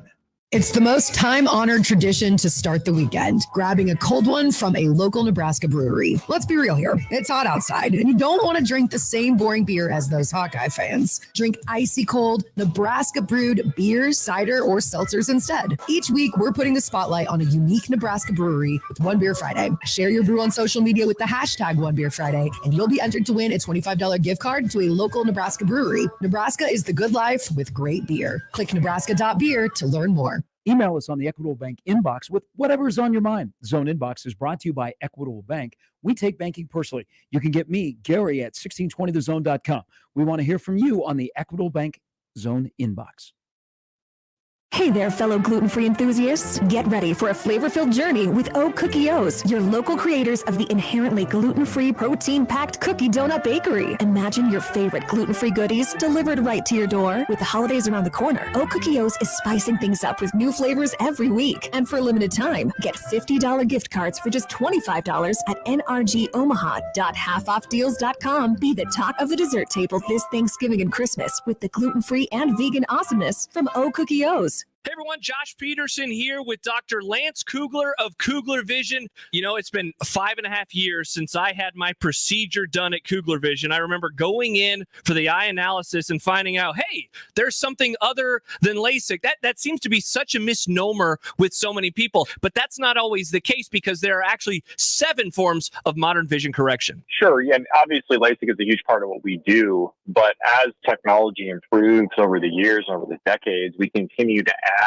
different technologies that become better options for people depending on what they need. Yeah, and one of the things that I found absolutely incredible was the eye analysis process. You want to know as much about anyone's eyes as you can because that's how you figure out which of those procedures are going to qualify for. Yeah, our eye analysis process is the most thorough evaluation of your eye that you can possibly have. We all have the same goal. We want you to see as well as you possibly can. Schedule an eye analysis today. You can visit their website, kuglervision.com.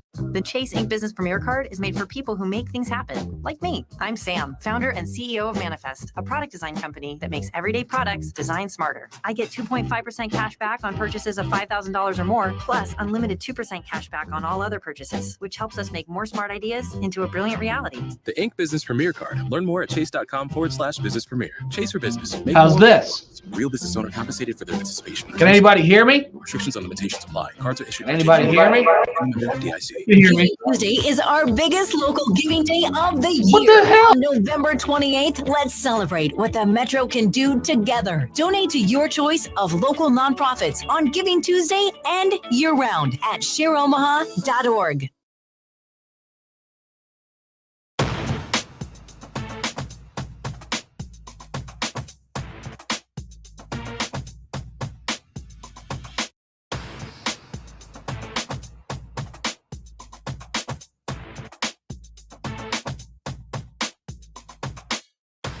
All right, welcome back. We're the Connor Happer Show here on 1620 The Zone and 1620thezone.com. We're trying to work on some stuff in the break. I can't figure it out. This is apparently a me thing, and I don't know what I'm doing different than Something what with your laptop. I know, because it's obviously it's hearing me from my computer somehow, but nothing is different from what it normally is. So I don't know. Yep, that was a quote from me during the break. Thank you, Max. What the hell? Travis says, "Careful with that hot mic. Would hate to have to cancel you, Josh." And I wouldn't want to cancel Josh either. But you got to do what you got to do. They're coming for me. By the way, I do appreciate how the tide here has turned on Coach Prime. We got really out of our element in the month of September. What a difference a month makes. Seriously, I mean. We were talking about, there were seriously people calling and commenting on this show. Like, hey, do we need to rethink? And people that are. You could have had Dion, Connor. Right. And people that are smart and people that I trust. They're like, man, do we need to really think about how Nebraska is going to build this? And I followed along with the thought for a long time. Like, okay. In this new world of NIL and the transfer portal, if you could build a team that is successful right away, then why wouldn't you take the opportunity to do that? I think a lot of the and just heard from Munson for the first time. I think he's having some network issues. Oh, I don't know what. Maybe it snowed in Texas and the grid's out again. No. I have no idea what's going on down there. They often don't have power in Texas. I guess so. But if you could build a team that's successful right away, then, why take 2 years and build this foundation? Well, hey, there are some things that are kind of just tried and true, man. There are some things that kind of just work. And if you build a program with a steady foundation and I also think the way Matt Rule has approached this, and somebody commented in earlier and sort of repeated this, and I guess I sort of adopt it. If Nebraska, if Matt Rule, the way he handles things, like the way he talks about his team, the way he talks about his players, is doing it one way, then the exact opposite way is the way that Deion Sanders talked about it, which was, and he's done this throughout throughout the season, especially since they've been losing. Hey, what's the solution to fixing your offensive line? Well, it's get new offensive linemen. What's the solution? And he answered this question by his actions this morning. What is your response to finding a way to score more points and be better in the run game? Get a new offensive coordinator, make it work. And while you could appreciate that in some regard, it's also like, yeah, I also believe in consistency. Josh, you know this about me. I'm a big believer in consistency. That's why I find it so difficult to believe that we're having the mic problems that we're having right now on the stream. But like, that is just tried and true, like generation to generation, right? You do something for long enough and you believe in it, then usually, and you're good at it, usually that ends up working. If you're pulling plugs all over the place, it seems wild. It seems, reckless. It seems out of control. And, the way that Coach Prime has done it so far is to pull plugs at whatever he sees that he doesn't like. If they'll clean up in the transfer portal again this offseason, they'll have a great year this offseason in the transfer portal. They'll get some guys. There's no doubt about it. But where is the foundation? Where's the foundation of the program if they're having a whole bunch of people who are just in and out routinely? Well, it obviously means something. So, yeah, things change over a month's worth of time. All right. We got a hold of Bryan Munson. We sure did. So let's bring him in now on the 42 Degrees of Source hotline. Munson, hello. What's going on down there? Did it snow and Texas is completely blacked out again, or what's going on? No, I had to call Josh back because I looked down, and as a telecommunications guy, I'm a little bit ashamed by this. The 4G phone says SOS. Yeah, that's not good. That's not save our soul, but that's definitely strength of signal. So my 4G basin of antenna coverage is not very good today, but I picked up the 5G phone and gave you a buzz, and I'm out, I guess, talking to you guys. Lisa, I just apologize so much for that happening. Oh no, it's fine. So I mean, that's usually what it says, like when I'm for spots during my drive from Omaha to Kansas City. Like if you're in the middle of Iowa or Missouri, there's like a 10-mile stretch where it's like, yeah, don't expect to play any music off the internet during this period of time. So I guess you just have that all the time now. I don't know. This is so odd. I actually sent you a screenshot of it. I was like, dude, what does this mean? All right, but we're good now. You sound fine. So we're gonna push forward. Okay. Yes, sir. Let's talk some recruiting here. And I think the notable, we talked about Kwan Lacey decommitting last week after his recruitment has sort of picked up. Carlin Jones got an offer this week from Ohio State. Obviously, as I was saying before, it's sort of it's sort of a positive in the sense that Nebraska's staff certainly understands how to peg the talent early and get in on that, and they're really good at identifying the talent. But it also doesn't make much of a difference if you're just losing those guys at the end to the big boys. So like there's a plus and a minus here. No, you're totally right, and I tried to say it as succinctly as you just did in the Wednesday column that I did. But you're absolutely correct. Nebraska is, I guess, I would call it spot on in their evaluations. I mean, Nebraska was at least seeing the talent and the potential ahead of any type of senior season, and I think, like, let's be honest. I mean, I think that the talent was pretty undeniable with Kwan, but Kwan was banged up last year. So maybe that kept a couple teams away, and he's finally been healthy. He's put it together. Lancaster didn't have a great year, but he definitely was, a very bright light on that offense. And I think Carlin Jones is a guy that I think it would have been a little bit repetitive, just like with Carter Nelson, to say, hey, Carter Nelson and Carlin Jones, had two of the best weeks for all the Nebraska commitments. And it was absolutely true, though. I mean, Carlin Jones is an incredible talent. I called him kind of a Swiss Army knife of a defensive lineman. I think playing like the nose is a bit of a stretch from him, but he could play the 3, the 5, the 7. He could play out to a 4 and an odd front. And Larry Johnson basically told him, like, we're looking for a defensive end. Guess what? He is not that traditional sized 6'4" guy, but he has incredible feet. He gets his feet basically perpendicular to the line of scrimmage very, very quickly and gets upfield. He is a single gap attacking defensive lineman, and it's so fun to watch him because he is so disruptive. He is in every statistical category.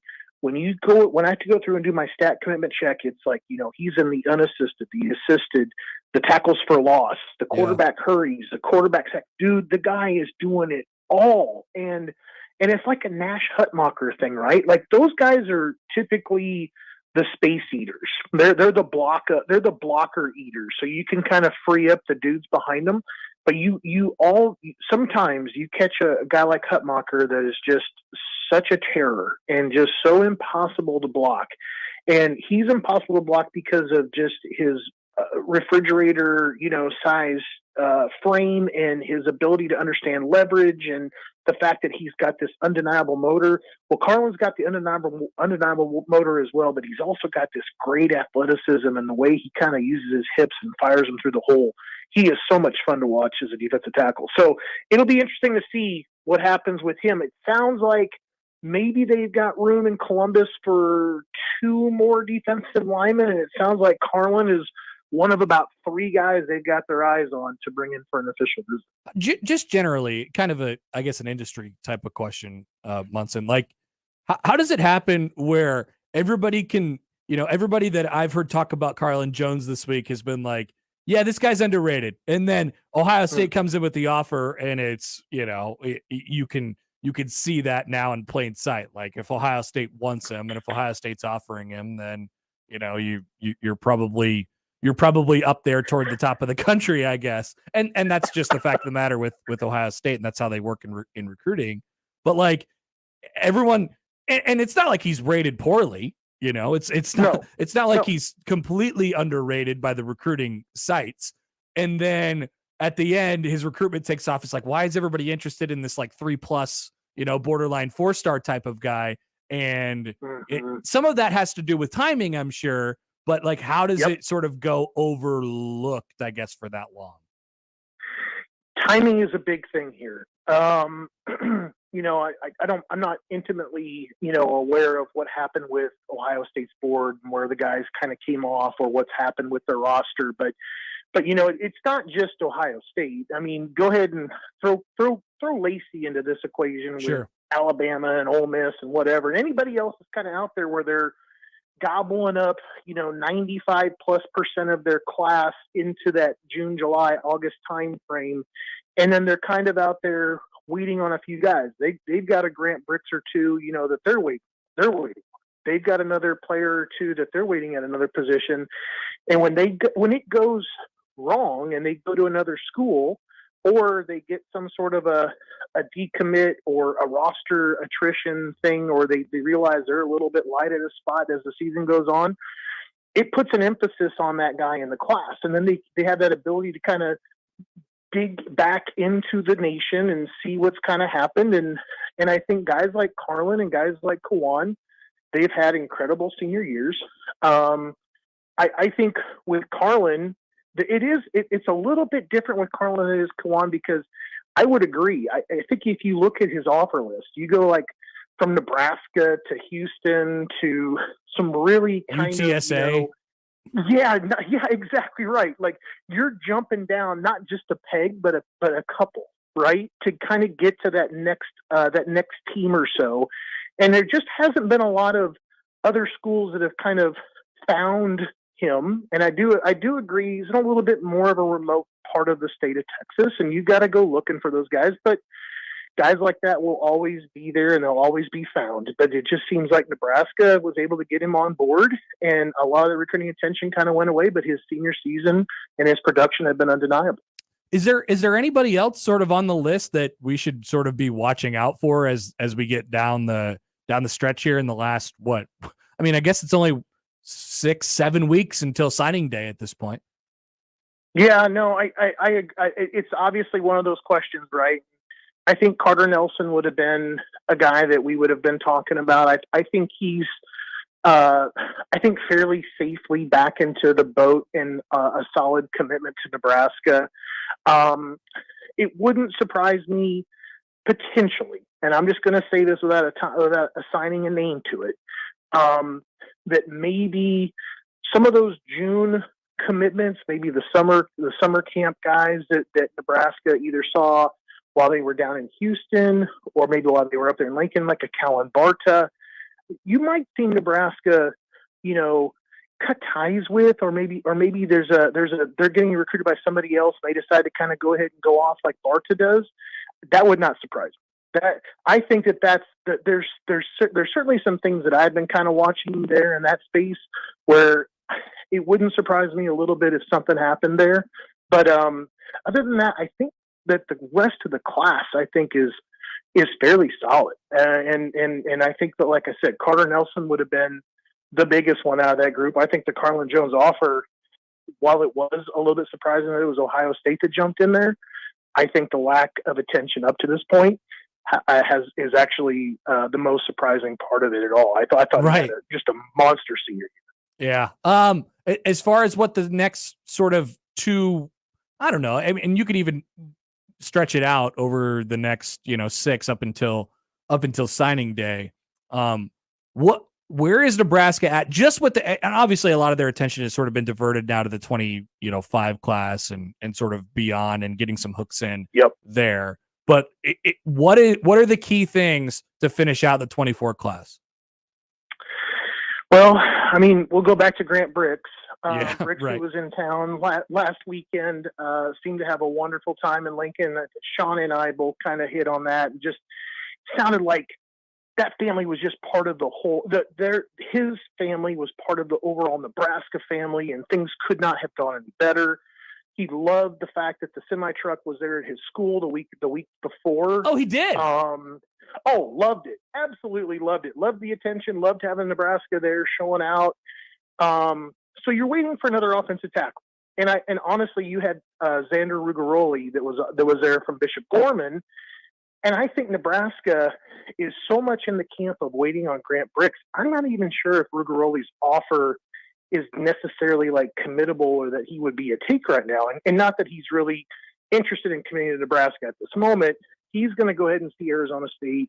He's going to go see Washington State, but he told me earlier this week he's going to take an official visit back to Nebraska. Don't know if that's like Iowa or even a weekend in December. So keep an eye out on that. The whole Grant Bricks, what happens as a result of that? Does Nebraska, if they get Bricks, do they still take Rugaroli? If they get Bricks, do they walk away from Rugaroli? And then how quickly do they bring Rugaroli in if Bricks decides to go to Oklahoma or Kansas State? That's the first thing. And then, there's some running backs I think that are out there that Nebraska might be kind of trying to figure out what they're going to do there to replace Kawan Lacey. I think one thing that really strikes me from this season, and I'll probably wrap it up here, Emmett Johnson comes out of pretty much pure obscurity. Like, was the fourth running back down the depth chart? At least. Comes out having a wonderful season. I think that's kind of this thing that Nebraska is probably realizing, that you can find those kinds of guys out there somewhere. I think that they're just trying to turn over all the stones to try to find another guy like that has that speed, that burst that maybe he's getting overlooked because the competition level, which is one of the big knocks that was against him coming out of Minnesota. So just be on the lookout of what's going to happen on the running back board. I think that's going to be a fairly interesting story and watching it develop. No doubt about it. All right, Munson, we'll let you go. Appreciate you taking the time as always. Good luck finding your way back into some cell service somewhere.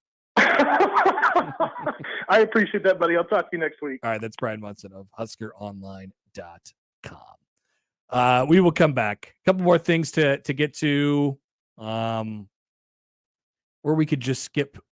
We're kind of in an in-between zone. We could just go forward to the odd news if you'd like to right now. Why don't we just do that, Josh? Okay, like right now? No. After the break. Oh, okay. After we try and figure out the mics again. I don't know if we need to keep fiddling with that. All right, Josh has the odd news when we return on the Connor Happer Show on 1620 The Zone. But as the weather gets colder, the NFL offers stay hot with FanDuel Sportsbook. Right now, new customers get $150 in bonus bets with any winning $5 money line bet. $150 And all you got to do is pick the right winner. Pick a winner. We talk about spreads all the time, but pick a winner. So go somebody minus 320 on the money line. And if they win, you got your $150 in bonus bets. If you've been thinking about joining FanDuel, I think that's a pretty good enticer if I do say so myself. But they have plenty of options for you on the FanDuel Sportsbook, like the aforementioned spreads. I love same game parlays as well. It's perfect for a great college and NFL slate that we have over the weekend. Visit FanDuel.com/Happer and kick off the NFL season. FanDuel, official partner of the NFL. 21 and over, present in Iowa. First online real money wager only. $5 pregame money line wager required. $10 first deposit required. Bonus issued is now withdrawable bonus bets that expire 7 days after receipt. See terms at sportsbook.fanduel.com. Gambling problem? Call 1-800-BETS-OFF. Previously on Unsportsmanlike Conduct. When you think of the white-collarist of white-collar fan base, professional sports, what comes to mind? Could I make an argument, John, for the Los Angeles Lakers? I don't know if this is my answer because the Lakers are a pretty good answer. The Cowboys. The Cowboys, certainly. I had a listener suggest the Commanders. That's a pretty white-collar fan. I think that's a good one. That's a really good one. Unsportsmanlike Conduct with John Bishop and Josh Peterson. Weekdays 2 to 6 on 1620 The Zone. Your Omaha area forecast from Knoyer Garden Center and KETV Newswatch 7 on 1620 The Zone. A very pleasant afternoon in the works for your Friday. Mostly cloudy skies, warming up to a temperature in the low 60s. Partly cloudy overnight tomorrow morning, waking up to a temperature in the mid-30s. Small chance of a shower throughout the day, but mostly cloudy skies. Hitting a high temperature tomorrow in the upper 50s. I'm meteorologist Luke Vickery, KETV Newswatch 7. The Connor Happer Show returns in minutes on 1620 The Zone. If you haven't updated your windows, you could be throwing money out the window. Don't let the cool air out. Upgrade today with J-Tech Construction. For a limited time, get 60 months with 0% interest. Plus, as an added bonus, every window gets a special rated UV upgrade for free. Save money, keep the cool air in, and be happier when you upgrade your windows with the official exterior experts of Nebraska Athletics. For more info, go to yourexteriorexperts.com. Subject to credit approval.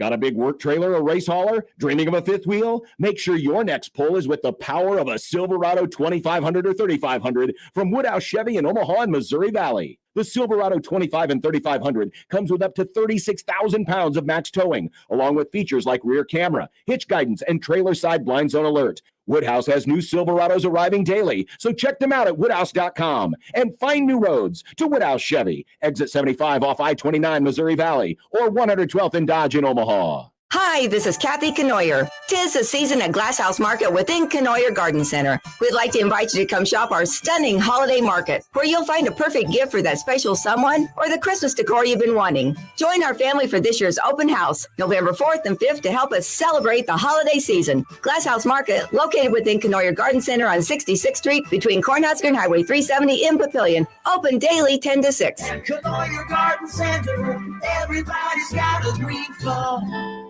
Wesley Financial Group is not a law firm. This story is called The Ugly Truth About Timeshare. If you think you've done your family a favor by buying a timeshare, you need my help. Hello, I'm Chuck McDowell, CEO and founder of Wesley Financial Group. 10 years ago, I started helping folks cancel their timeshare. And in the process, started what's now called the timeshare cancellation industry. Timeshare is the only thing that you can buy that you can't tell me how much it's going to cost or when it's going to end. When you buy a timeshare, you give them a blank check to fill out any amount they want for annual maintenance and assessment fees. The crazy thing is, this never ends. Even when you die, your family's now going to be stuck with this burden. Stop the insanity today. Call my office now. If we take you as a client, I guarantee we'll cancel your timeshare or you'll pay nothing. Call for your free information kit. 800-462-3333. That's 800-462-3333. 800-462-3333.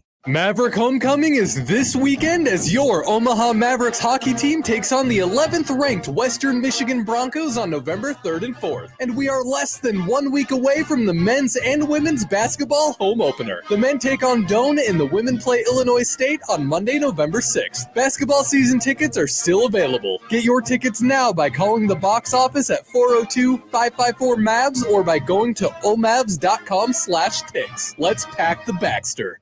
Giving Tuesday is our biggest local giving day of the year. On November 28th, let's celebrate what the Metro can do together. Donate to your choice of local nonprofits on Giving Tuesday and year-round at shareomaha.org. Finding great candidates to hire can be like, well, trying to find a needle in a haystack, but not with ZipRecruiter. Its powerful technology actively finds and invites qualified candidates to apply to your job. So while other companies might deliver a lot of hay, ZipRecruiter finds you the needle in the haystack. See why 4 out of 5 employers who post a job on ZipRecruiter get a quality candidate within the first day. Try ZipRecruiter for free at ZipRecruiter.com/free. That's ZipRecruiter.com/free. And now we've reached the point in the show where Josh Odson reads the peculiar, the bizarre, the comical, the odd news with Odd Son.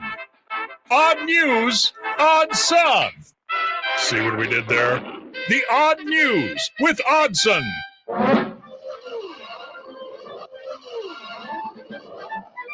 All right, Josh, time for the odd news. Sorry, we've been a little out of order here in this hour. If you're big into routine like I am, we're throwing different stuff at you at different times, but that's the beauty of live radio, baby. Live. It's live. Double your money back. It's live. I got to get prepared for this because I don't know what's going to... I'm doing this thing with Creighton. I don't know if I've told people about this. I don't think you have. So, if you go to Jay's games this year, if you go to Creighton games this year, and you're wondering, I wonder, you're sitting there in your seat and you're like, I wonder who we should be watching for this game. I wonder who is a player that has stood out over the previous games or whatever it might be. Then you might get your questions answered by me on the big screen before the game. I'll have my little perch up there. So a perch? So yeah, I'll have a little perch and people will be, there will be kind of some stuff going around me. I'm basically very close to, if not in, some would say I'm in the Bud Bar area. And people will kind of be moving around. So I imagine there will be nobody who will be like, ah! while I'm yeah. Like, say this. Let's talk about Francisco Farabillo. I imagine that won't happen at all this year. So I'll be getting with you pregame and then a little bit at halftime as well. Are there trying to become a TV boy? Is there a segment named? Like, does it have a name? We're gonna work through it. We're gonna try and get there. Could I give a suggestion? Yes. Happer's hidey hole. Happer's what? Hidey hole. Why? Alliteration, Connor. We're in hidey radio. hole? Yeah. What's that mean? A snug or secluded retreat or shelter. Okay. But I don't think that's how we want to make it seem. Like Okay. you'll see me on the camera, and there'll be a gigantic basketball court and an arena full of 17,000 people behind me. Okay. So it's not like I'm hiding from everyone. Sure. Happer's hotbed. Happer's hotbed. Happer's hot seat. Mm-hmm.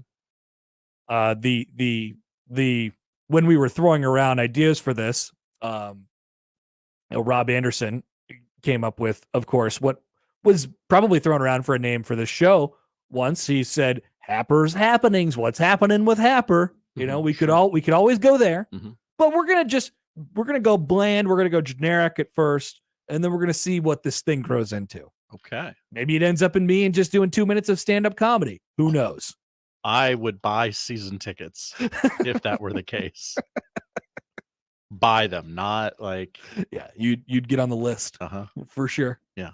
So yeah, if you go to Creighton games, you'll see me. Hello. So yeah, I gotta get gotta get used to stuff moving around all the time. Many are asking, like Dave on the YouTube stream, will Connor be wearing a sweater vest? I'll be wearing exactly what I'm wearing right now. Well, we can't see it because your camera. Look, I'm doesn't on work. Can you see me now? Looks like a nice blue quarter zip. Yep, I got out my black pants and my black shoes for this. Wow. So that's pretty special. Also, Jason, who works at Mecca, wrote in and he said, "Yeah, that's what we're definitely calling it. Happer's hidey hole." I'm working on the graphic right now. Nailed it. Rusty says, "Let's not use Happer's hidey hole." I agree with Rusty. If you can think of something better, I stand with please. Rusty and not with Jason. We'll put the suggestions up on Twitter and people can vote on it. And if something happens to beat Happer's hidey hole, I'm open to we it. got to see what it is first, and then once we figure out what it is, then we can go about naming it. Maybe let's ride one, and then we'll see what happens. Tell Jake I said hi. I will. Maybe Jake will be like, "Here's, ladies and gentlemen, the debut of Happer's Hidey Hole." I could make that happen.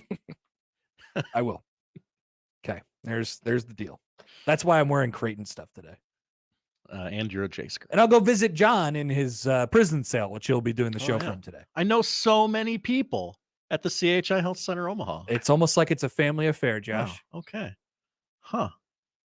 Odd news. Happer's hot dog stand from Jackson. Just I wear eating a hot dog. I wear like a hat and I start chugging out hot dogs to everybody. But we're getting away from the purpose. We'll workshop it. Odd news. I'm just saying, don't be closed-minded as to what the segment I am could not. be. I'm very open-minded. That's what they say about you. Alex writes in. Hi, Alex. Can you call Happer's pregame show Shooty Hoops with Connie Happy? I love it. I mean, No notes. Sinor is very good at these types of things, so I trust him implicitly. Odd news. What is the Connor Happer brand? Odd news. Did you watch the Texas Tech TCU game? No, but I heard about a possum. Yeah, so an opossum came out of his hidey hole and had to be apprehended. Texas Tech security didn't have to worry about fans invading the football field last night. They did have to worry about an opossum storming the pitch. Whoever wrote this is unfamiliar with football, apparently. And the animal sure was pissed off when guards wouldn't let it continue. The wild scene played out in Lubbock as a possum broke into Jones AT&T Stadium and made its way onto the field. The marsupial got to the 15-yard line before security went to chase it so play could resume. Eventually, officials were able to corral it with an animal snare pole. The little beast was not pleased. In fact, it hissed and showed its teeth. Why can't we just have one of these things where we just play on? Back in my day, they just played. Play on. You know? Play so on, what? play There's a possum on the field. The possum will get out of the way. Yeah. Just like when you're driving down the street and there's a squirrel. You know what never happens? You never hit the squirrel.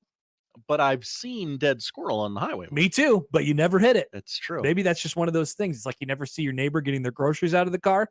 You never see the squirrel actually die. You just know that they die. That's an interesting thought there by you. Poll question: have you ever hit a squirrel with your car? Okay, you want to type that up while I read the next story? Yes. Okay. It's hidey hole. Oftentimes we use this segment to laugh at Dan Orlovsky, and today is no different. Can't wait. Stephen A. Smith often calls Dan Orlovsky cheap on First Take. One of the origin points for this bit is that Dan Orlovsky didn't want to pay $300 to park his car. That's normal. In New York City, where they do First Take, that feels pretty normal. No, like it's normal to not want to pay $300 to park your car. Right? Like Dan Orlovsky does not come from, I don't know where he's from, but I assume it is not New York City. So yes, if you tell me, hey, Josh, you're going to have to pay $300 to park your car, I'm going to tell you to shove it. Dan Orlovsky was born in Bridgeport, Connecticut. So basically he was born in New York City. Okay. Now that puts a wrinkle into my defense of Dan Orlovsky here. Yeah.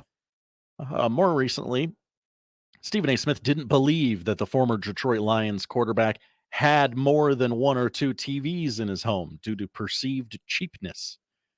That came just a few weeks after Orlovsky paid back his debt to the First Take host, but wanted a chance to win back his money by the end of the show.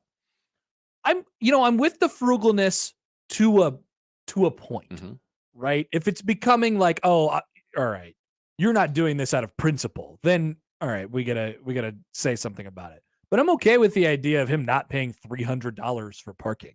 Yes, that sounds normal. Now, at the same time, what are the other options in New York City? Maybe there's just not. I don't know where Dan Orlovsky lives on a day-to-day basis. I feel like ESPN would send a car. Maybe.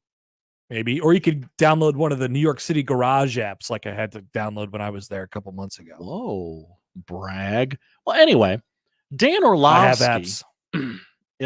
is flying to Germany for the Dolphins-Chiefs game. He'll be on the call with Rich Eisen on NFL Network.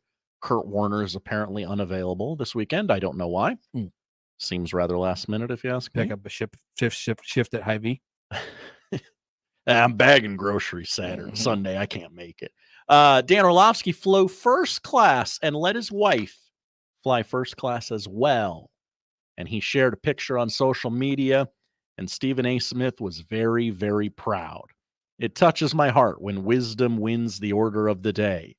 You know, Dan Orlovsky is one of the cheapest human beings you'll ever find in your life. He's actually proud of it. But this is a good sign of things to come. Okay, now, he's not that rich, right? Like, he ain't Stephen A. Smith rich.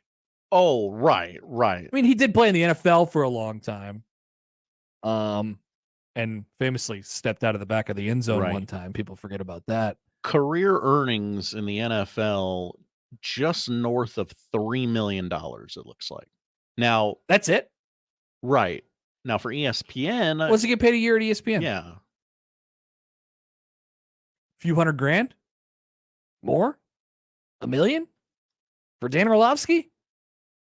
He does a lot of things. I don't know.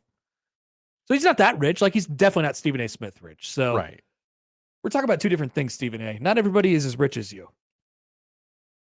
Not everybody has an entire network and brand build their salary structure based around you. Yes. So, you know, maybe we don't shame people for being a little frugal. One of the rare times I side with Dan Orlovsky. Yeah. Good job, Dan. Finally, we end the odd news today in Nebraska.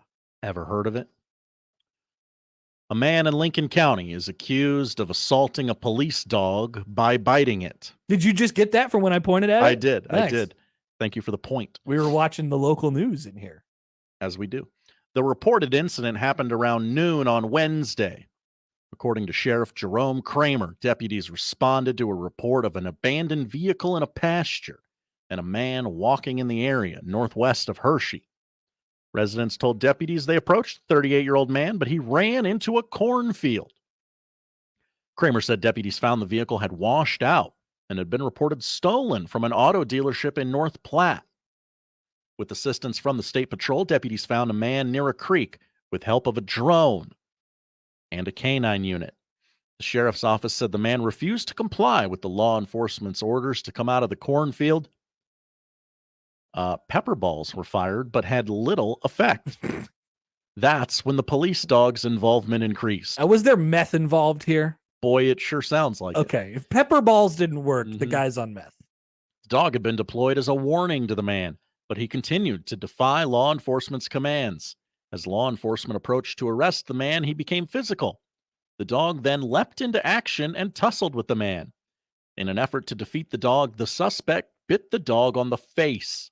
The best biter prevailed, though, and the suspect was handcuffed and arrested.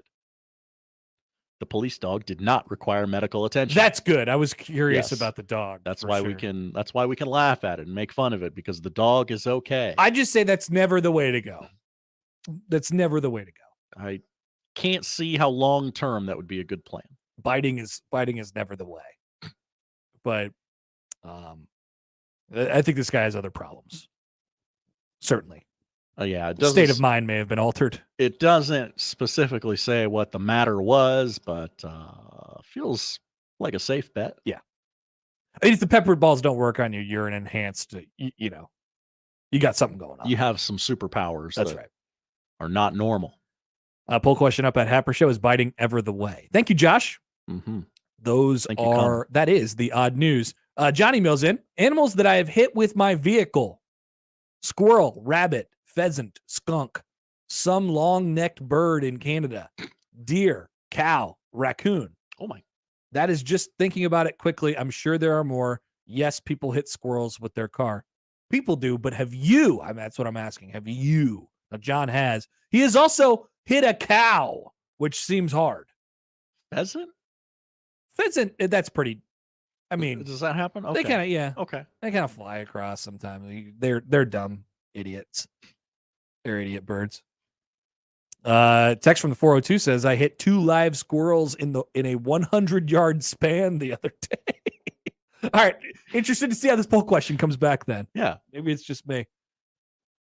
That's the odd news. We'll come back. The noon hour is next. We'll get into some of our keys to the game. We will attempt to reach Mr. Stephen M. Sipple at some point during the noon hour as well. I know we're all thrown off today, but trust me, we'll get to football as we return on 1620 The Zone. Now live on Twitch, YouTube, and 1620thezone.com. Host is roasting every morning. Host is roasting every day. Put your coffee department in good hands with Host Coffee Service, providing direct delivery and loaned coffee equipment with service programs. If you're ready to change to a better coffee provider, it's time for Host Coffee. Omaha's best coffee since 1972.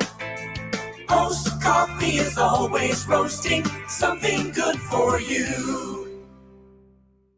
Mr. Clean, Mr. Clean. Of course I use Mr. Clean Magic Eraser to clean tough messes off my stovetop and bathtub.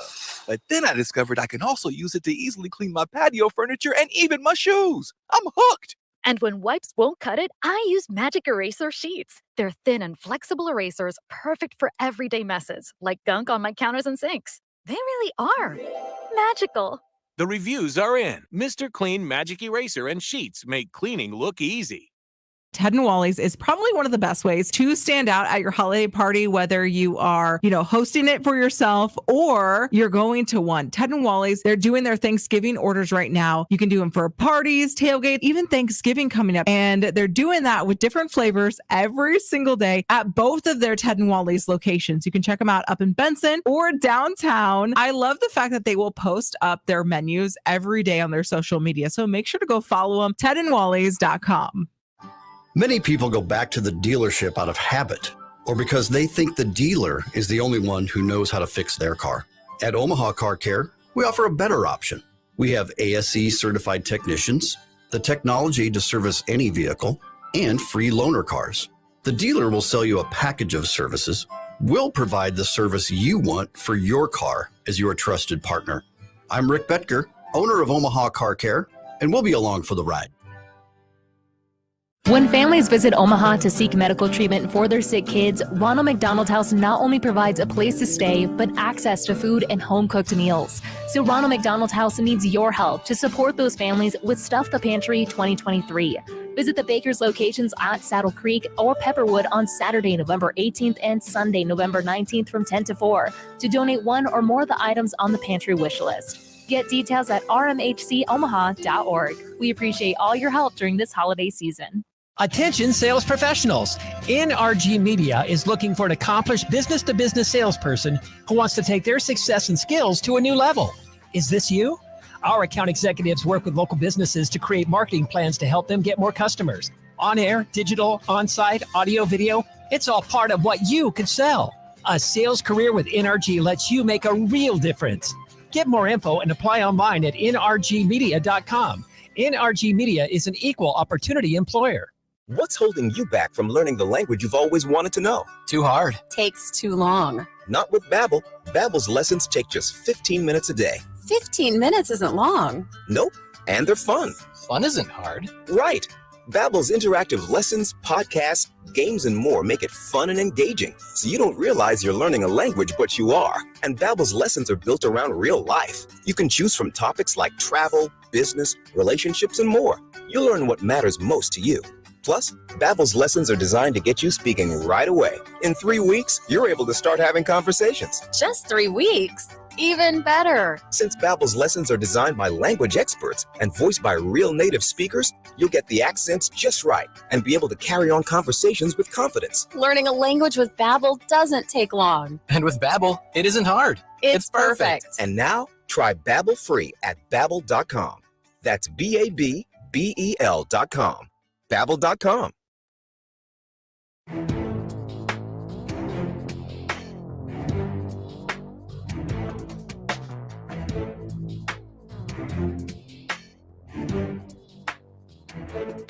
All right, quick email here from Matt. Hi, Matt. The Equitable Bank inbox. He raises a different question. Oh. I love Connor. a little different question. Hey, Connor and Josh, big podcaster here. By the way, we hear from many who listen after the fact, and I'll get a tweet. I always appreciate the tweet because half the time I can't remember what I talked about on the show. Big podcaster here. Thank you for your service. I had a question about your radio replays. Remember, it's still AM radio. Ads get slapped on your podcast. They are location dependent, i.e., when I'm traveling, I will get ads in Espanol for a delicious burrito in Denver. Makes sense. All the more reason it makes more sense that when in Lincoln, I get multiple ads for corn, irrigation, corn seed, tractors, the works. There is one ad that I am concerned about. It is where Bob and Ed are flying a drone around a cornfield. Discussions for the corn are strong and often, but I occasionally hear the robot lady in the background whispering muted messages to me. Think vinyl records being played backward to reveal devilish commands. Remember when everyone listened to Stairway to Heaven backwards? What is she saying? What kind of corn are we growing? Should I be concerned that my phone is possessed? I have children in the car. I was curious if this warranted further investigation instead of a mostly meaningless football game in less than 24 hours. Won't somebody think of the children? Thank you, Matt. Great question, Matt. I wish I could help. I have no idea. I'm just glad your ads aren't in French. We get that a lot from the... Yeah, they must think I'm in France. Yeah. So Josh will mark the place where the ads go in. It's part of his duties, and they go in. And what comes out is not up to us. Nope. At all. I have yet to hear this ad, but I will be on the lookout for it. Certainly. And I do think this is worthy of a full-scale investigation from us. A Connor Happer investigative report, if you will. Ooh. We may have to figure out, get to the bottom of this. We are on the case. I can't promise answers or closure. But as far as our ads in general, I believe you completely when you say, hey, what's going on here? Am I getting subliminal messages potentially about who knows what in my ads for the Connor Happer show? We are on the case, as Josh said. Elsewhere in college football this weekend, Michigan and Purdue will get together. Doesn't seem all that interesting to me. But Michigan and Purdue do play each other this weekend. Michigan is embroiled in a sign-stealing scandal. Oh, they are? Yes. I don't know if you've heard about this. A guy with cool sunglasses named Connor. Purdue is the team that on the other side this weekend, and he had he being head coach Ryan Walters, who was just in Lincoln last week. He had some comments about the Michigan sign-stealing situation. Quote, it's unfortunate. What's crazy is they weren't allegations. It happened. There's video evidence. There's ticket purchases and sales that you can track back. We know for a fact that they were at a number of our games. So we've had to teach our guys a new language in terms of some signals. So Ryan Walters has gone in and he said, look, this is not, this is no longer rumor. These are no longer allegations. These are very, very real things. In fact, there was a Purdue investigation into this and exactly what happened with Connor Stallions as it pertains to Purdue. A school probe, this is from Ross Dellinger, uncovered that Connor Stallions bought tickets to 6 games over 2 years, and it has surveillance footage of people in his seats recording the sideline. Stallions bought tickets for 4 of Purdue's first 5 home games this year. He transferred them to names believed to be his family members, sources tell Yahoo Sports. Of course, the Boilermakers will play Michigan on Saturday, and they will have new signals and will huddle for the first time this year. They will luckily go back to the huddle. And much to the pleasure of Marcus Satterfield. And the latest, in what can only be very, very predictable, Michigan is currently in possession of documents that link all of this Connor Stallions stuff to 2 private investigators who not only leaked the story, but are paid for by the Ohio State University. Wait a minute. Who says this? This is from On3 and thewolverine.com that So they're trying to pin it on Ohio State. That Ryan Day paid for private investigators to dig up dirt on Michigan. Oh my God. And this is what they came up with. This is college football. I love college football. If that is true, first of all, I have so much respect for Ryan Day. Ryan Day gives no bleeps this year. He's calling out 90-year-old dudes on television, and he is investigating with PIs his most bitter rival. Reporters are working to put the pieces together, but we know Michigan is currently in possession of documents that could link one of the alleged investigators to Day's younger brother, Timothy Day. The other they suspect is linked to Day's brother, Christopher, and was also a classmate of Tim Day's in New Hampshire. One currently runs a private investigator firm in Manchester, New Hampshire, Ryan Day's hometown. Now, did Ohio State launch their external investigation before or after the story broke that Michigan was great question stealing signs? I would love it if Ohio State uncovered this entire thing and then they just passed along the information to everybody else. That'd be the most college football thing of all time. It would. I cannot wait for the documentary to come out. This is a great layer to the story. Who plays Connor Stallions in the movie? Ooh, good question. Who plays Ryan Day? Who plays Jim Harbaugh? You know, I mean, we got options for sure. Connor Stallions doesn't have enough of a chin to be played by like a leading actor in Hollywood. No, that's true. Yeah, maybe he's played by me. I can go around wearing sunglasses. That's cool. This is great. What about William H. Macy as Jim Harbaugh? Yeah, sure. I could see that. Ryan Day's a tough one. Nothing's coming to mind. I like that. Yeah, bring back William H. Macy for sure. We haven't seen enough of him lately. Jeffy Smack writes in, hello, Jeffy Smack. If Purdue was smart, they wouldn't reveal that they are changing their signs, but switch a couple to completely go the other way, like run play signal is now a go route, and see if you can get some free points. Well, I wonder how this affects Michigan now, right? Now that the whole thing has sort of been uncovered and it's well known that they are stealing people's signs, like, are they still stealing people's signs? Do they still have the manifesto? Obviously, they don't have access to Connor Stallions anymore, but do they still have the manifesto? And do they still have what all the signs mean? Because, I would assume they have done most of their work on quote unquote scouting their opponents throughout the remainder of the season already. They've done the legwork. You know, Connor Stallions, he puts in the man hours. He's not afraid of long hours. He is afraid of not being credited for his work, though. That is true.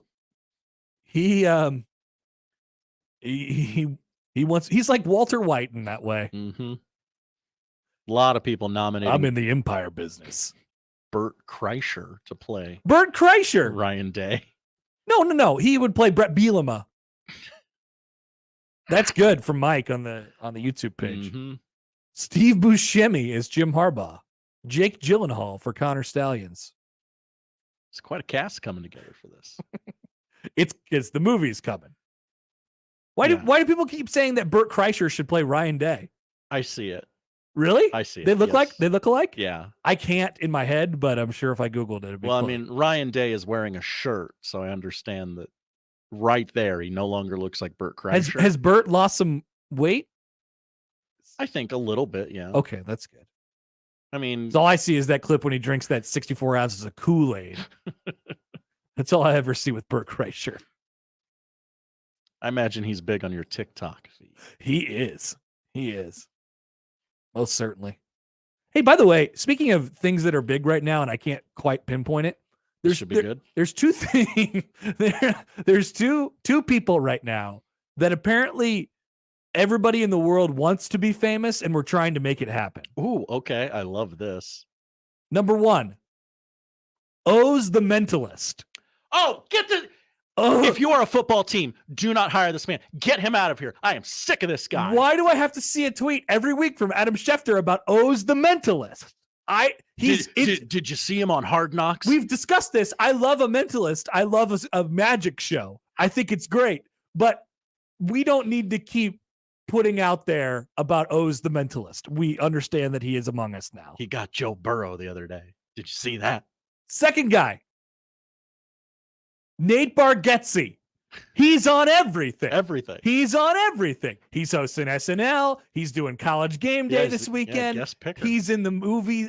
He was just in Omaha like 2 days ago.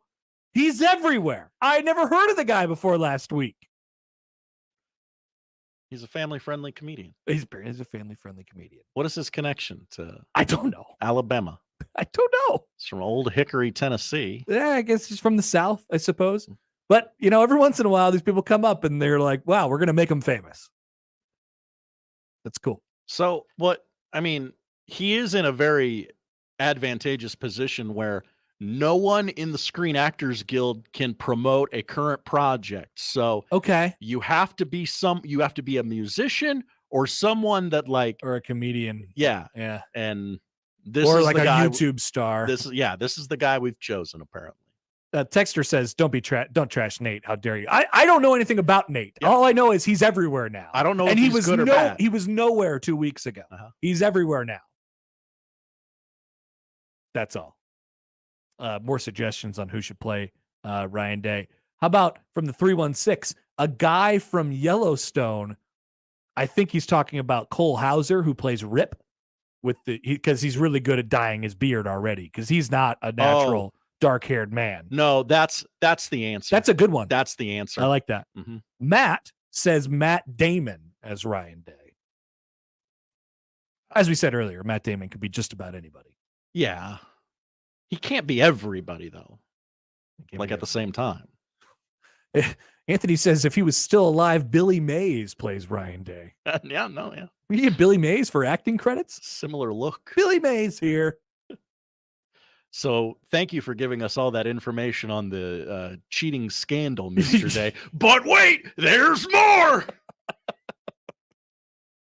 He would have to throw that in there at some point. I think contractually they'd make him do it. I'm not putting that line in there, Billy. That's my thing. You know what they'd probably do in the Michigan, Ohio State, sign cheating scandal movie? They would probably have a 2-minute segment where O's the mentalist comes in and he impresses everybody. How'd you get my manifesto? How'd you steal my signs? I'm the one who steals signs. That's great. He goes into the Michigan locker room and all of a sudden he just pulls out the manifesto and it zooms in on Connor Stallions and he goes, what the hell is going on? Why are his eyes so big? It's already made for TV, man. It's already made for TV. Okay, so that one got away from us. That's all right. Keys to the game. What are you talking about? It's a great segment. Keys to the game, Josh. Keys. Yeah, we're going to go not so serious to mildly, I guess, as serious as we get. Keys to the game, a segment that nobody does, by the way. Never hear anybody talking about keys to the game these days. Nope. Next on 1620 The Zone. Live from the Host Coffee Studio, this is 1620 The Zone. Home is where your health is, where your family gathers together, takes care of each other. And right there with you is Nebraska Medicine. We're proud to take care of Nebraska to deliver everything your family needs. From immediate care to neurosurgery, it's expertise you can be confident in. With locations throughout the region and telehealth appointments from the comfort of home. Find a provider close to you at nebraskamed.com. Home is with you wherever that may be. Betting on your favorite sporting events just got a whole lot easier. Warhorse Sportsbook is now open in Omaha. Save yourself the drive across the river and put your money where your mouth is at Horseman's Park, 6303 Q Street. Use the Warhorse app to check odds and build your bets before placing your wagers in person, including live in-game betting. No bets, no glory. Wagers may only be placed on Nebraska-based teams when played outside the state of Nebraska. Must be 21 or older to gamble. Gambling problem? Call 1-833-BET-OVER. Mr. Clean, Mr. Clean. Of course I use Mr. Clean Magic Eraser to clean tough messes off my stovetop and bathtub. But then I discovered I can also use it to easily clean my patio furniture and even my shoes. I'm hooked. And when wipes won't cut it, I use Magic Eraser Sheets. They're thin and flexible erasers, perfect for everyday messes, like gunk on my counters and sinks. They really are magical. The reviews are in. Mr. Clean Magic Eraser and Sheets make cleaning look easy. Get a full breakdown of what went right and what went wrong immediately after every Nebraska game with Big Red Overreaction. Presented by Equitable Bank. We take banking personally. And by Coors Light, keeping Nebraska chill. Also brought to you by J. Sennett Contracting, Dingman's Collision Center and Mechanical Repair, and Rotella's Italian Bakery. Immediately after the game, join the show and sound off with the good, the bad, and the ugly. Big Red Overreaction with the Keg and 1620 The Zone. Make the right call, fans. The Rooferees at John Higgins Weather Guard. Hey there, fellow gluten-free enthusiasts. Get ready for a flavor-filled journey with O Cookie O's, your local creators of the inherently gluten-free, protein-packed cookie donut bakery. Imagine your favorite gluten-free goodies delivered right to your door. With the holidays around the corner, O Cookie O's is spicing things up with new flavors every week. And for a limited time, get $50 gift cards for just $25 at nrgomaha.halfoffdeals.com. Be the talk of the dessert table this Thanksgiving and Christmas with the gluten-free and vegan awesomeness from O Cookie O's. I'm Omaha Athletic Director Adrian Dow, and I want to introduce you to 3 Omaha schools that are playing a vital role in keeping our community strong. We serve nearly 600 pre-K through 8th grade students, most of whom come from disadvantaged neighborhoods. These students receive a values-based education with the family support they need. I'm a proud member of the CUES Fund Board, which supports the CUES school system. To learn more, go to CUES Schools, that's CUES schools.org. What's holding you back from learning the language you've always wanted to know? Too hard. Takes too long. Not with Babbel. Babbel's lessons take just 15 minutes a day. 15 minutes isn't long. Nope, and they're fun. Fun isn't hard. Right. Babbel's interactive lessons, podcasts, games, and more make it fun and engaging, so you don't realize you're learning a language, but you are. And Babbel's lessons are built around real life. You can choose from topics like travel, business, relationships, and more. You'll learn what matters most to you. Plus, Babbel's lessons are designed to get you speaking right away. In 3 weeks, you're able to start having conversations. Just 3 weeks. Even better. Since Babbel's lessons are designed by language experts and voiced by real native speakers, you'll get the accents just right and be able to carry on conversations with confidence. Learning a language with Babbel doesn't take long. And with Babbel, it isn't hard. It's perfect. And now, try Babbel free at Babbel.com. That's Babbel.com. Babbel.com. Let it fly. Your elevated sports bar experience. KOZN Bellevue, Omaha, Council Bluffs. This is 1620, The Zone.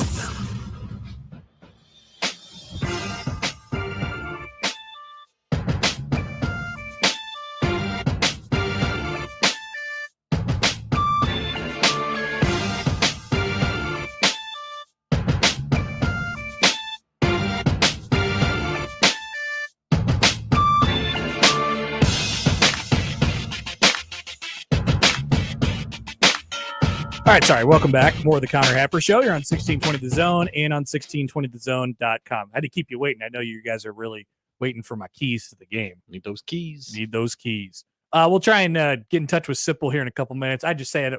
We'll just tell you we got about a 3% chance on that one. But I don't like those odds. We're still going to be on time, and we're still going to see.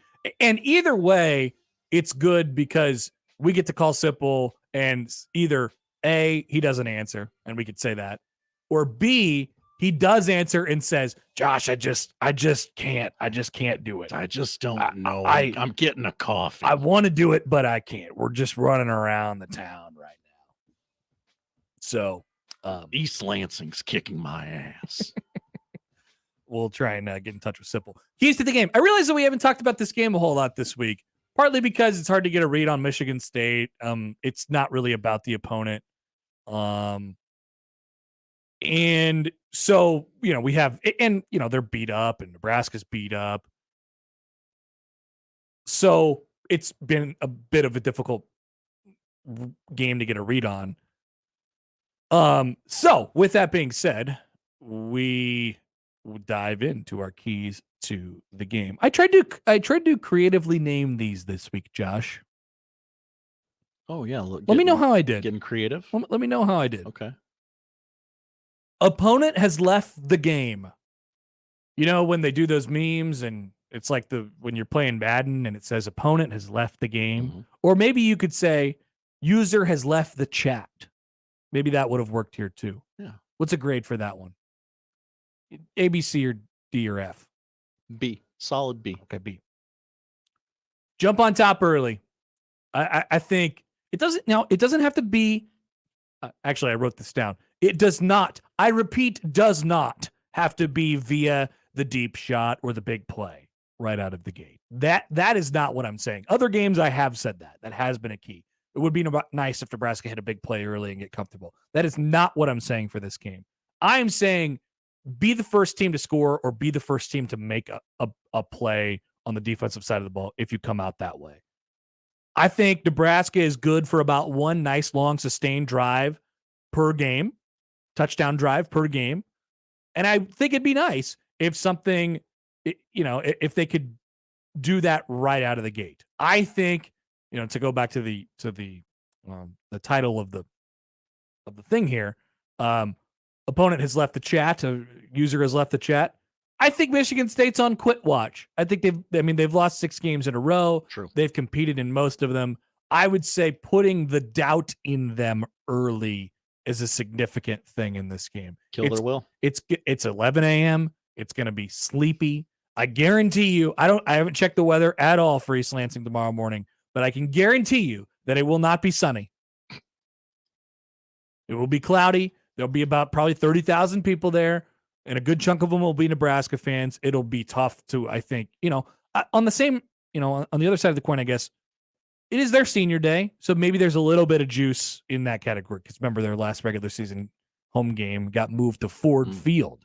Oh, that's right. At Penn State at the end of the year. East Lansing forecast tomorrow during the day, 52 degrees, and winds light and variable, mainly cloudy. Yeah. I'd say mostly cloudy. I'm going to say so. I'm no meteorologist, but that would be my guess. So I think they're a team that you could sort of break their will early if you jump out on top. So that would be a key for me. Get a nice quick start in some way, shape, or form. Or play them even for a while and just be the first person to go. Key number 2, the final chunk jump. This one wasn't really creatively named. It more is what it is on this one. So you don't have to grade this one, Josh. But I do want you to grade the next one. Okay. Nebraska's young fellas, the young gentlemen have been playing for weeks now. They've adjusted personnel on the fly. It's not so much on the fly anymore, Josh. I think we know who Nebraska's players are on offense. We know who their quarterback is. We know who their running back is. It's Heinrich Haarberg. It's Emmett Johnson. It's Thomas Fidone. It's Malachi Coleman. It's Jalen Lloyd. It's Alex Bullock. Like, those are your guys. We're talking about skill players on the offensive side of the ball. There will be some of Anthony Grant, and there will be some of some other guys that we didn't mention in that category, Nate Burkircher. But it's not so much on the fly anymore. You kind of know who your guys are. I think there should be some comfort that comes along with that. I think they have a good idea of what they are and what they need to do to win games. Can the comfort translate as we enter, Josh, and we haven't talked about this week, the final chunk? We are in the third and final chunk of the chunkies. The final chunk. Wow. Feels like just yesterday we were asking about the chunks. That's right. And here we are going into the final chunk. And I'm talking about the young people who are playing for Nebraska especially, right? Can that comfort translate into more confident play down the stretch? Theoretically, because Nebraska is so young and because they have moved around parts so much, they will continue to get better. It's also the mark of a well-coached team, which I think Nebraska is. So theoretically, Nebraska is set up to potentially play their best 4 games in the final chunk. Can you start that today, obviously, or tomorrow, and get bowl eligible in the meantime, and have maybe some weight in that category lifted off your shoulder? The third and final key, because we only do 3. It's titled "The Best Part About Memories: Making Them." Oh, A+. Thank you. I'm a company man too. Every single time that these two teams get together, there's a big play that stands out. Something that you remember. A memory, Josh. Love memories. Don't have it happen to you. Have it happen for you. It's coming. It's inevitable. It's Nebraska-Michigan State, a game that I thought once upon a time during Legends and Leaders would be actually a little fun rivalry. Remember that? And they haven't played each other quite as much, but we went back through the games yesterday. You could think about all of them. Obviously, most recently in 2021 with the punt return. You can go back to 2018 with the night. Maybe there wasn't a moment in that game as much as there was just the game overall and how well Nebraska's defense played in it. You can go back to 2015 with the Brandon Riley play and Alonzo Moore trying to make a catch and Jamal Turner scoring and Taylor Martinez running down the sideline. Like, there have been some moments in these games. So inevitably, I plan on a moment. We can plan on there being a moment tomorrow that you will remember for some random reason, whether it's after the season ends or in future years. Connor, tomorrow when it happens, I want you to. This is the moment to tweet. That was hashtag the moment. That was hashtag the moment. Okay, just so everybody can know. Yeah, gotcha. Can do. I'll keep track. No doubt about it. And so those are the three. Make them quit early. Have those young guys get comfortable and make a memory while you're at it. And why not? Why not celebrate a little bit tomorrow, too, if you're able to win it? And I don't think it's a guarantee that Nebraska is going to win it. But if you do, and you clinch that bowl berth on the road, and especially you as fans sitting at home, like, it is something worth celebrating. Because it's happened, pretty quickly. It's not like it's been this long burn just to get back to a bowl game. It's quite the accomplishment if Matt Rule gets his team to a bowl game in their first year. And it's even more so of an accomplishment if they get him to a bowl game and there's still 3 games left after today or after tomorrow. That's a big deal. And then you could start to really set your sights on the West. You could really start to think about, all right, what's our path here? It becomes more clear after Saturday. It becomes more clear after the next Saturday. Yeah. If you get through Maryland, we're talking about 7 wins, and then where else could it go? Are we in a control your own destiny situation with Wisconsin and Iowa? Wisconsin, Iowa. There's Minnesota going on. They still play Ohio State as well. Like, there's a lot going on in these next 2 weeks. If Nebraska's able to show what they've shown over the last month, which is not that they're a good team, but that they can win games, right? That's all it's about. And they got 2 winnable ones coming up. And, it's another new season, I guess. 1-0 starts tomorrow. Those are the 3 keys. I know you guys were waiting patiently for those. Thank you. Thank you. Thank you very much. Good work, Connor. Good work. Thank you for your service. We will come back. We'll try and track down Steve Sipple and see if he's not in the air somewhere. If not, we will touch on that 2024 schedule. Brian Christopherson still set to join at 1. Plenty to come on the Connor Happer Show on 1620 The Zone. Previously on Unsportsmanlike Conduct. This team is giving everything they've got. They're going out there against some longer odds, and they're finding a way. There's a grit that has been lacking in this program for a long time. This team's got it. I think sometimes, you want the end result immediately. This is nowhere near the end result. Oh, no. And yet they're still finding success. Unsportsmanlike Conduct with John Bishop and Josh Peterson. Weekdays 2 to 6 on 1620 The Zone. Your Omaha area forecast from Canoyer Garden Center and KETV Newswatch 7 on 1620 The Zone. A very pleasant afternoon in the works for your Friday. Mostly cloudy skies, warming up to a temperature in the low 60s. Partly cloudy overnight tomorrow morning, waking up to a temperature in the mid-30s. Small chance of a shower throughout the day, but mostly cloudy skies. Hitting a high temperature tomorrow in the upper 50s. I'm meteorologist Luke Vickery, KETV Newswatch 7. The Zone Inbox is brought to you by Equitable Bank. We take banking personally. Email me, Connor Happer, with the Connor Happer Show at Connor, CONNOR, at 1620thezone.com. Send me your love, your hate, and maybe a few hot takes. The Zone Inbox, presented by Equitable Bank. Host is roasting every morning. Host is roasting every day. Since 1972, family-owned and locally roasted Host Coffee Service has been roasting the finest coffee for businesses and restaurants. If you're ready to change to a better coffee provider, it's time for Host Coffee. Omaha's best coffee since 1972. Host Coffee is always roasting something good for you.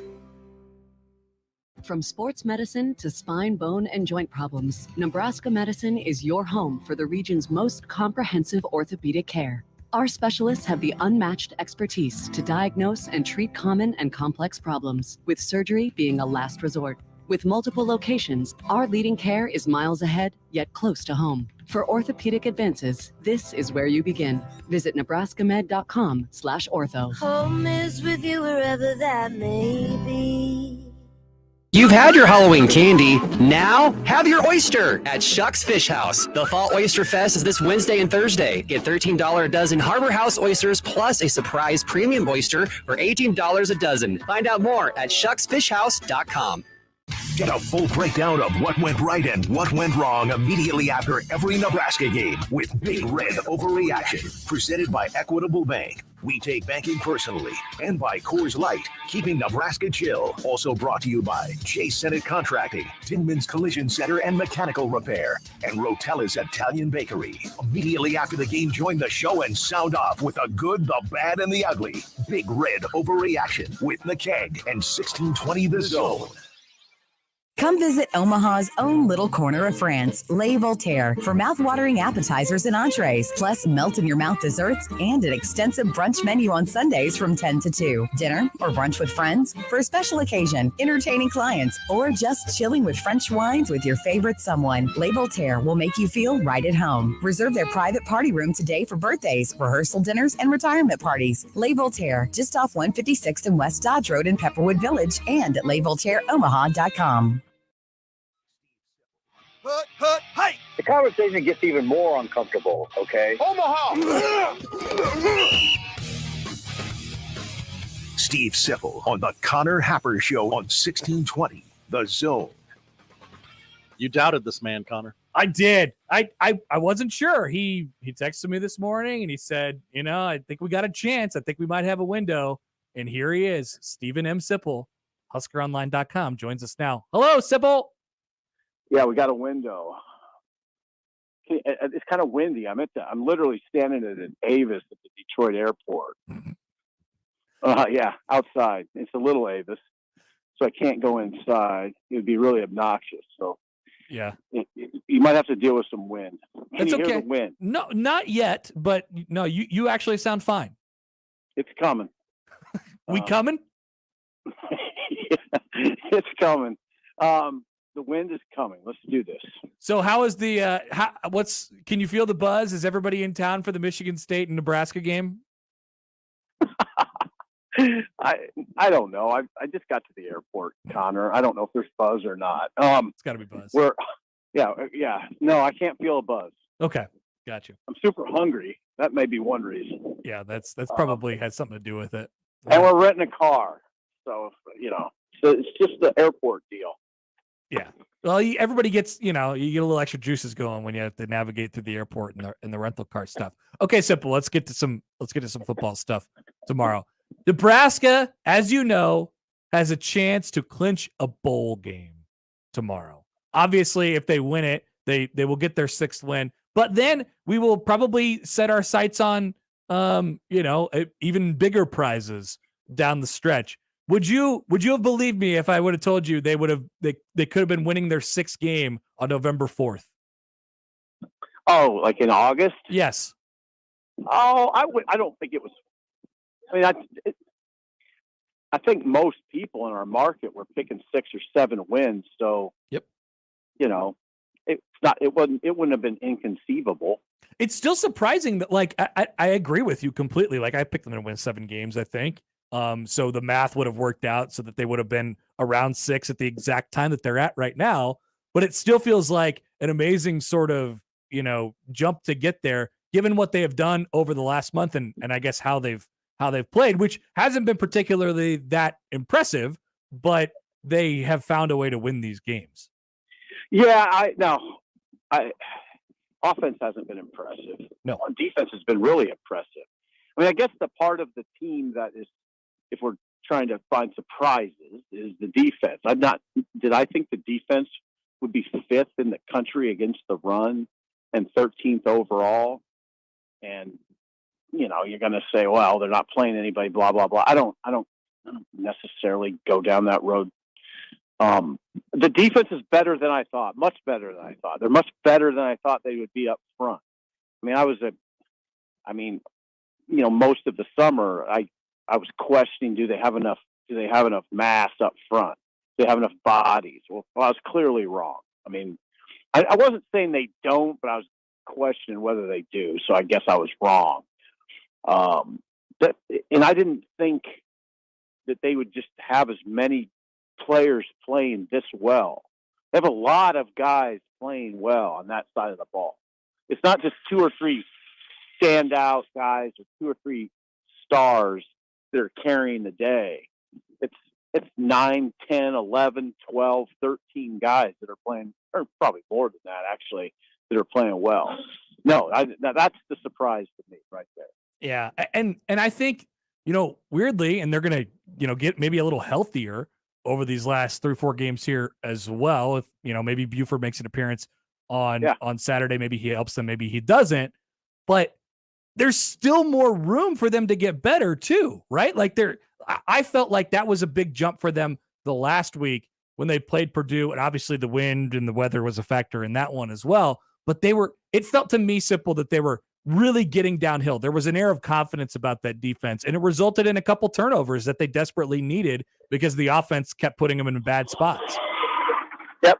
Yeah. They were, when you hold any Big Ten team to 195 yards, you've had a really good day. I mean, 195. If a team can't get 200 on you and never really get any momentum or any rhythm, they did they're outstanding. And I do think they can get better, and they might need to get better because the offense is, I don't know. You just never know what to expect from that side of the ball. No. Well, I just keep saying the same thing. What could get better is special teams. Yeah, they haven't been bad.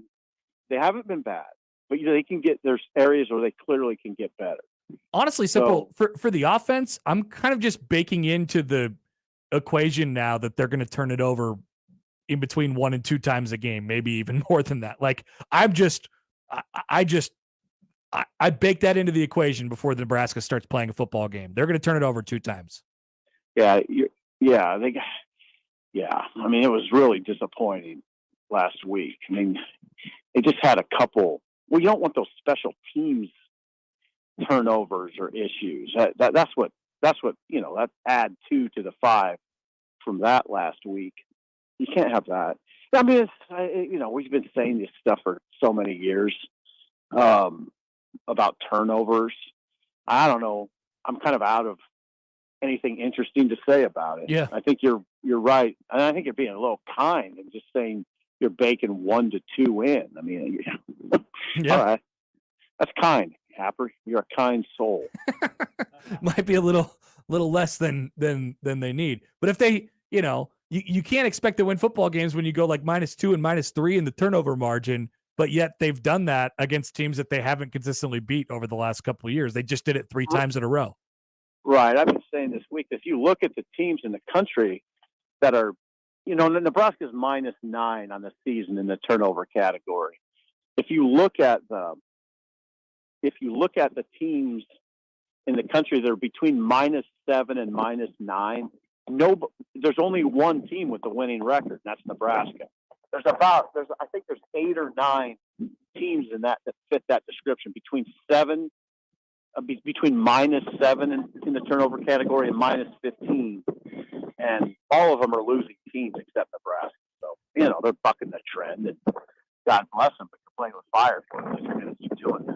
How much does go ahead, Cap? Go ahead. Internally, and people will talk about this externally if Nebraska gets to a bowl game or even ends up winning the Big Ten West about how their schedule was and whatever. Does it matter internally at all that Nebraska has taken advantage of some teams that are down this year on their schedule? Or is it just that they win the football games? I would hope not. And I don't like the discussion because it's such a, you're just disrespecting opponents. And I just don't think that you ever want to do that. So no, internally, I don't think there's probably a conversation about that at all.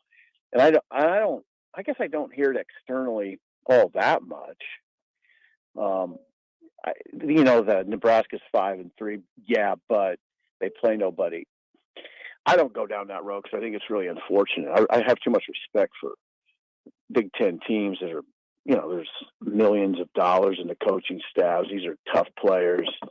If you beat a Big Ten team, you've done something. Yeah, it's so funny with this game too. Like, I think most people are confident that Nebraska can and will win going into it, but also there's a very clear and direct path to them losing the game, and it doesn't veer that far off of what they've done when they've won their 3 games in a row. Like, are you at the point where you're just kind of almost giving Nebraska the benefit of the doubt, where they can win a game like this, even though they might not be at whatever looks like their best? Yeah, basically. I mean, I think a lot of there's a lot to this game, and there's a lot to every game. But I mean, the main thing is Michigan State is either going to start a redshirt freshman quarterback who's been terrible. I mean, just of late, they've gone 8 straight quarters without a touchdown with him, or they're going to go to a true freshman, Sam Leavitt.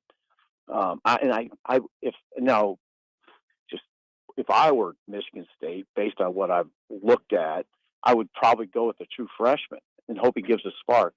Sam Leavitt is probably the guy you don't want to see if you're Nebraska because he can run it. The other guy whose name's escaping me right now, unfortunately, Creighton Hauser. Creighton Hauser. He's not as much of a running threat, and he's scuffled. I just don't think his confidence is probably very high right now. The thing that you'll look at in this game is Michigan State's not bad defensively. The other thing to look at is Michigan State this narrative that Michigan State's fallen apart, I have a little trouble with. They didn't look like they had fallen apart against Minnesota. They played Minnesota deep into that game close. Yep. They did it against Iowa too. Right. I don't subscribe to it. You hear people say that, and I think you hear people say it who are trying to kind of diminish what Rule's doing over there. They're not. Michigan State doesn't look like they're in the tank to me. It'll be tough because their defense isn't that bad. They'll hit you. It'll be another game where you'll face a defense that's very physical, and we'll see where it goes. Now I will say this, Happer. I was wrong last week. I kept saying all week this is going to be a tough game against Purdue. Probably go down to the wire. It wasn't that tough. Didn't go down to the wire. Maybe we'll see a game like that. I don't anticipate it, but I didn't anticipate it last week. All right, Sipple. Enjoy your trip. Tell the Husker Online crew I said hello, and we'll talk to you later. Sean's dealing with some Avis rigmarole right now, but I will tell him, and I'm glad this worked out. God bless you. It worked out great. Bye, Sipple. See you. Steve Sipple, HuskerOnline.com. I can hear Sean in the background. What do you think the rigmarole was? Well, I'm sure Sean is like a plus rewards guy, yeah. So he's like, look, needs his receipt itemized. Well, when you reserve the car, the point is that you reserve the car. It's reserved for you. Yes, we know how to take a reservation, but you don't know how to keep the reservation. A reservation. That's right. Well, the thing about Michigan State, for the most, I would agree with Sipple for the most part on them that they haven't fallen apart this year. But there's a reason why I say they're on quit watch. It's because they've lost all these games in the fourth quarter. They have the propensity to explode in the fourth quarter when they have a lead or when they're in the game. They've done it notably 3 times already this year. Everybody watched on national TV, or TV. Maybe not everybody watched them either. But Rutgers, they had ridiculous turnovers in that game. Mm-hmm. That led to them losing on the road to Rutgers. Iowa, they got a punt return taken back on them by Cooper DeJean, who didn't fair catch. And Minnesota, it goes all the way into the fourth quarter again, and Minnesota just makes a couple more plays. Nebraska's the opposite. Like, I know we're not ready to live in this world yet, but man, how that has changed. Nebraska was them. Mm-hmm. And now Nebraska is the team that wins games in the second half and that wins games in the fourth quarter. That's a huge compliment to them. And obviously it works hugely in Nebraska's favor because, like, schematically and personnel-wise, maybe you would say that it is even. But Nebraska has shown and proven that they can win games later. They've just done it now. Michigan State's done the opposite. Yeah, they're 2-6, haven't won a conference game. The last team they beat was Richmond, and all that implies. No disrespect to the Spiders.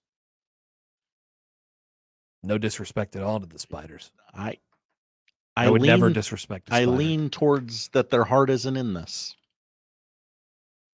Well, you want to test that theory at least, right? Yeah. You want to test that. Push them a little bit. Push them to their brink. Can anyone in the Spartan locker room deliver a speech like Matt Rule? We'll see. Getting a tweet in here from Husker fan of Dallas, Travis. Yeah, this is breaking news. This is big.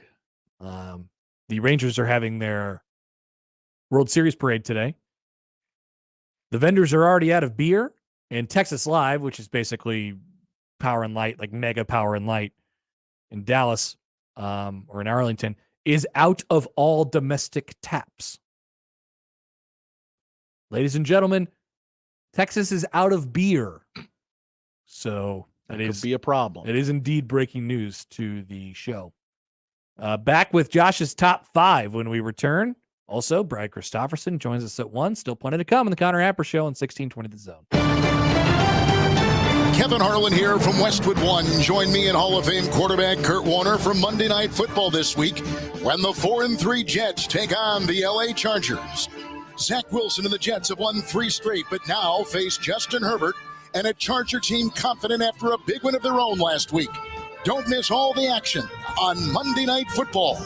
If it's the NFL, it's on 1620 The Zone. The brand new Dollar General Distribution Center in Blair is now hiring. Starting wage is up to $22 per hour with benefits including medical, dental, vision, 401k, and a $2,000 sign-on bonus. Apply today by texting DG Warehouse to 25000 or online at dollargeneral.com/careers. Again, apply today by texting DG Warehouse to 25000 or online at dollargeneral.com/careers. Dollar General can't wait to have you become a team member at their brand new distribution center. Creighton Sports Update. Creighton Volleyball welcomes Big East Conference leader Marquette to DJ Sokol Arena on Sunday, November 5th at 1 p.m. Then join us at CHI Health Center Omaha on Tuesday, November 7th for opening night in Omaha as Creighton men's basketball takes on Florida A&M at 8 p.m. Tickets are going quick, so purchase now at gocreighton.com/buy. And that's your Creighton Sports Update. 1620 The Zone proudly supports Creighton Athletics. Mr. Clean, Mr. Clean. Of course I use Mr. Clean Magic Eraser to clean tough messes off my stovetop and bathtub. But then I discovered I can also use it to easily clean my patio furniture and even my shoes. I'm hooked. And when wipes won't cut it, I use Magic Eraser Sheets. They're thin and flexible erasers, perfect for everyday messes, like gunk on my counters and sinks. They really are magical. The reviews are in. Mr. Clean Magic Eraser and Sheets make cleaning look easy.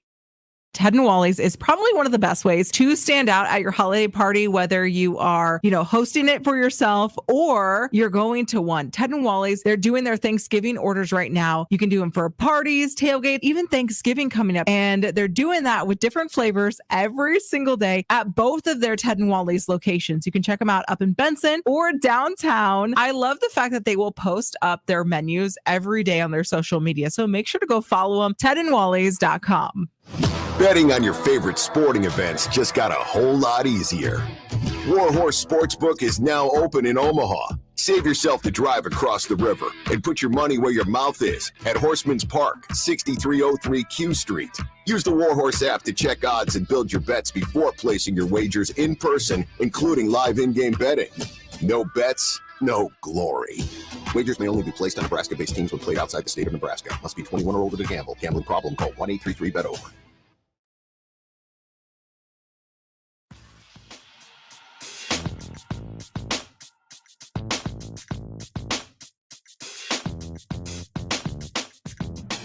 All right, so we passed along the story this morning that Colorado is moving out Sean Lewis as the offensive coordinator, not firing him, but he will not be calling plays anymore, at least this Saturday against Oregon State. And they are moving in Pat Shurmur, who is already on staff as an analyst, to call the plays this weekend.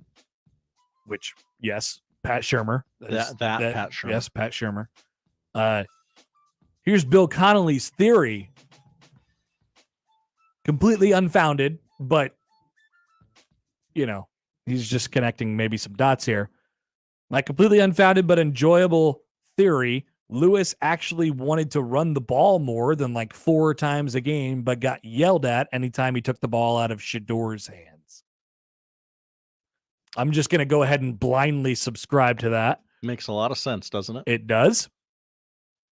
Man, things are going really, really, really well in Colorado. Could have had him. Could have had him right here in Nebraska. Look at what he did. It got him a national championship in those first 3 games. Yeah. Aren't we the suckers? They were Heisman's chilling at Travis Hunter's crib. Oof. This is taking a ugly turn. Quicker than I even anticipated, actually. Really fell off a cliff. Yeah. All right. Josh, top 5? Top 5 today. What do we got? Top 5 casting choices for Jim Harbaugh in the Connor Stallions movie. Now, what are we going for here? Are we going for people that look like him, or combination that sort of fit his aura? People that look like him, fit his aura, and just kind of what Josh Odson wants to see. So I'm sorry I don't have like a more direct answer to your question. You're the college football playoff committee. It's all about eye test. It's a lot of things. God, come on. Take forever. Number 5. This is the only one that you're going to have to Google. Everybody, every other actor, pretty much a household name, you're going to know who it is. Richard Kind. Richard Kind. Everybody take a Google on Richard Kind. Let's do it together. He does kind of look like Jim Harbaugh. He looks like Jim Harbaugh. Gosh, I don't even know what to tell you he's from. Spin City. Oh, man. I think everybody has seen this guy. Yeah. Mad About You. He was on that. I would never be able to connect him with anything that I have seen, but I have seen him. Yeah. He was also known for his voice performances in A Bug's Life and 2 films of the Cars franchise. All right. Toy Story 3 and Inside Out. You must have a pretty good voice. Yeah. Unique voice. I've seen this guy. He maybe looks the most like Jim Harbaugh of the 5. Don't Google while driving, but if you saw this guy, you'd be like, oh, yeah, that guy. That guy, yeah. Definitely a classic character actor. Yeah. Number 4. He's probably shown up for random episodes of your favorite TV show somewhere along the way. Definitely. Give me Nick Cage. I want to see what he does with the character. There's enough material there to work with. I have to steal Ohio State's playbook. Don't tell me you don't want that. Man. National Treasure 3, Chase for the College Football Playoff. Yeah, if you're going for like the completely exaggerated story here, I mean, Cage is obviously your guy. I like to drink big glasses of milk. He could pull off the no shirt thing. We've seen that plenty, right? He can even throw it back to Cameron Poe stuff if he wanted to do that. I love Con Air. What a movie. We don't talk about Con Air enough. We don't. We often talk about Speed on this show, but Con Air is really the one. It's the creme de la creme. Yeah. Jim Harbaugh walks out for that first day of practice, and the sun glistens off of his face as he just takes it all in. Yeah, Nick Cage, if you need that shot, that exact shot, Nick Cage has got you. He's got you. He's done that. 3. Combination of 3 and 5. Number 3. Top 5 choices to play Jim Harbaugh in the Connor Stallions movie. Number 3. He has Nick Cage energy, but he's a better actor. Also, from the movie Con Air, John Malkovich. John Malkovich is Jim Harbaugh. Yeah, what do we think about that? A little old. Yeah, that was my one concern. John Malkovich is 69 years old. We know that he can go places with his acting. He does a horrible Russian accent. If you'd like to do that, wouldn't need it for Jim Harbaugh purposes here. John has Midwestern roots. He's from Illinois. Now, if you're trying to sort of map out Jim Harbaugh and you're trying to frame up Jim Harbaugh as a little bit more calculated and quiet actor in this process, in the sign stealing scandal, then this is maybe the actor that you would go with, right? John Malkovich has quiet big boss tendencies. Yeah, right. Definitely. So if that's the way you wanted to frame up Harbaugh, then you may have your guy right there. I personally prefer the wild card wacky version. I do too, but John Malkovich has restraint where Nick Cage just doesn't have that card in his deck. Yep. He might be crazy. Here comes number 2. Gotten this one a lot on the YouTube chat. Jim Carrey.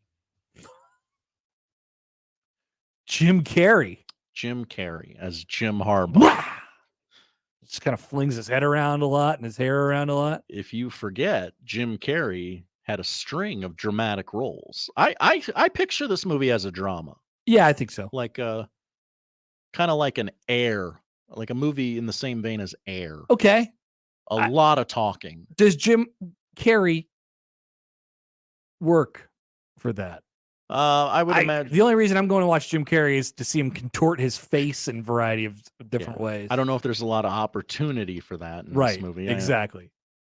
Not sure that he would be the right guy. Jim Carrey only 6'2". I do want to see Jim Carrey on the silver screen again, though. Yeah, I miss him. I do. Jim Harbaugh 6'3", so there's similar in age and height. Yeah, but I don't get former NFL quarterback from him. No, definitely not. Doesn't have the temperament or the body type.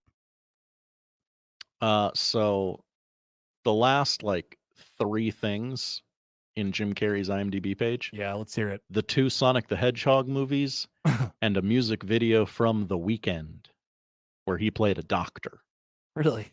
They got Jim Carrey to do that, huh? Got a lot of questions about what's going on at The Weeknd. Pass on Jim Carrey. Okay. Pass on Jim Carrey, although I do miss him. Okay. I haven't seen that Weeknd music video. Number 1, the best actor to play Jim Harbaugh in the Connor Stallions movie. It's a 68-year-old man. Number 1. He has an Oscar. And he also demands pictures of Spider-Man. It's J.K. Simmons. Yeah. Yeah. They look enough alike. Also, J.K. Simmons from the state of Michigan. Okay. All right. They look enough alike. He could definitely do the football coach. Like he's got the voice for it. Yeah. He seems too. I want you to give me those play calls there, Connor. Yeah. Can he quip enough? Is there jokes in there somewhere? Oh, I think he's got jokes. Okay. Because you would have to. There's an element of seriousness to it. Because obviously Jim Harbaugh is a great football coach, but there's also an element of off the rails and why are you saying the things that you're saying? Little comic relief for sure. Right. Is J.K. Simmons capable of delivering that? I've seen him be funny. Okay. That helps. Now, or you could go the other way. As the Amazing Daniel says, I'm imagining that this is a comedy. Okay. I see this is a comedy. In that case, you would probably just throw all the money that you have at Cage. Charles, Kevin James as Matt Rule? No, thank you. Matt Rule's not in this.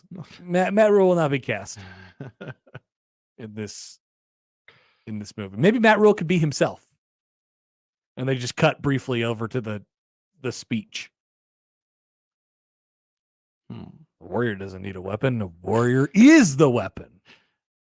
Walter chimes in. Dennis Haskins, a.k.a. Mr. Belding, as Harbaugh. What show is that a reference from? It's a show called Saved by the Bell. I was watching that show earlier. It was on the TV this morning. Yes, it was. Somebody's arm was in a sling. After wacky hijinks, I assume. Danielle said, have you watched Harbaugh on the sideline? He contorts his face and looks like a psychopath. Jim Carrey is perfect. It's more anger on the sideline than anything from him. You need a guy who can. But why is it anger? He knows the play call. He's worried about getting the play call too late. Brad Pitt. And he says, Brad Pitt. Would you do Brad Pitt? Well, the Big Ten Conference did one of those wacky videos where it's like, we asked all the Big Ten coaches who would play them in a movie. And like 4 of them answered Brad Pitt. What did Harbaugh say? Brad Pitt. Mel Tucker, this is an old video, said Denzel Washington. Not a lot of good self-scouting going on in the Big Ten Football Conference. Okay, you could make the Mel Tucker movie starring Denzel. I would watch that. I would watch that. I would watch that. Sure. I don't know if Denzel's ever done that in a movie before. I don't recall. Well, he's gone to some places, Josh. He's gone to some places, sure. He's done some things. Mm-hmm. Okay. Let's see. We got a couple emails here. Harbaugh lookalike. You're making me click on a Google link. D.W. Moffat.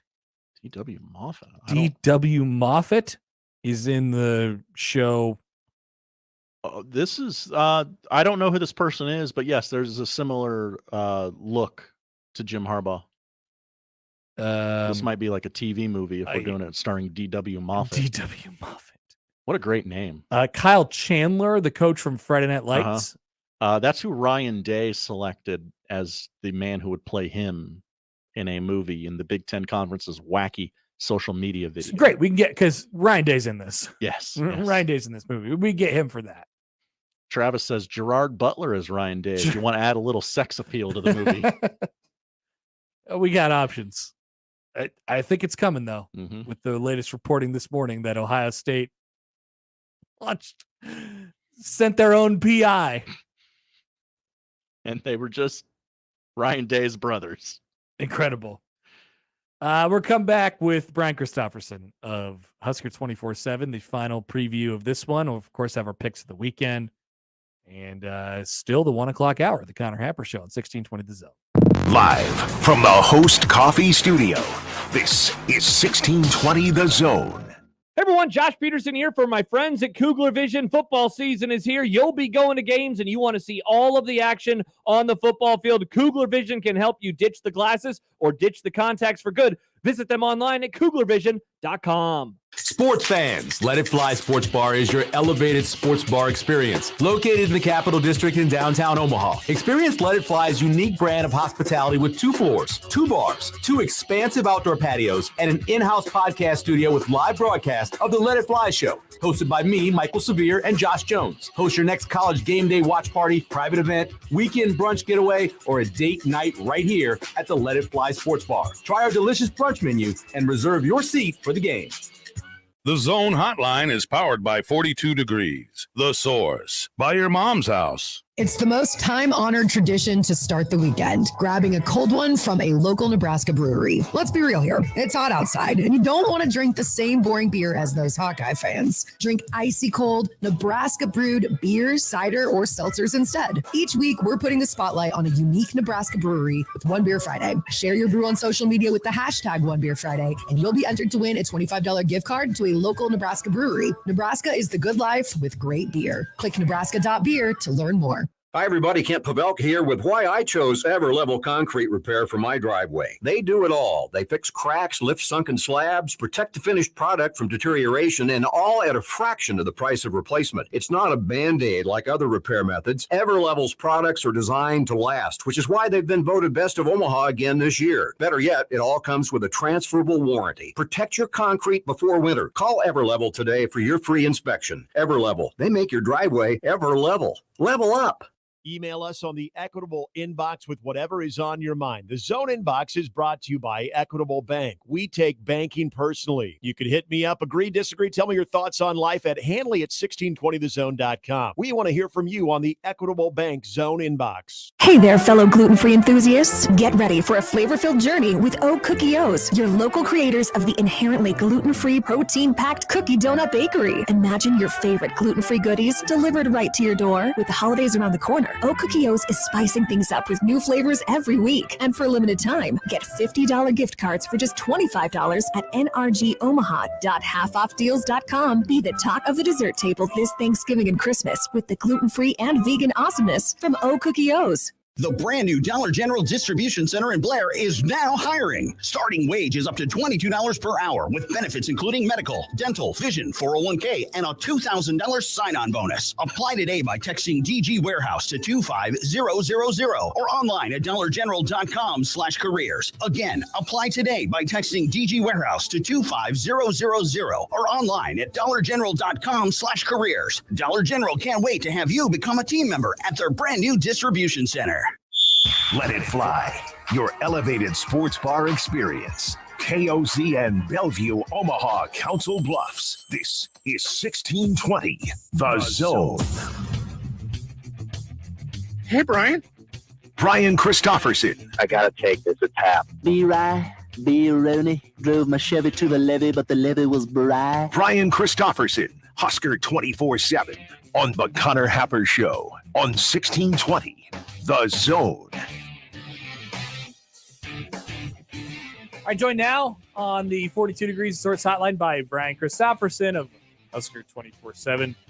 BC, hello. Did you get into Detroit safely and timely?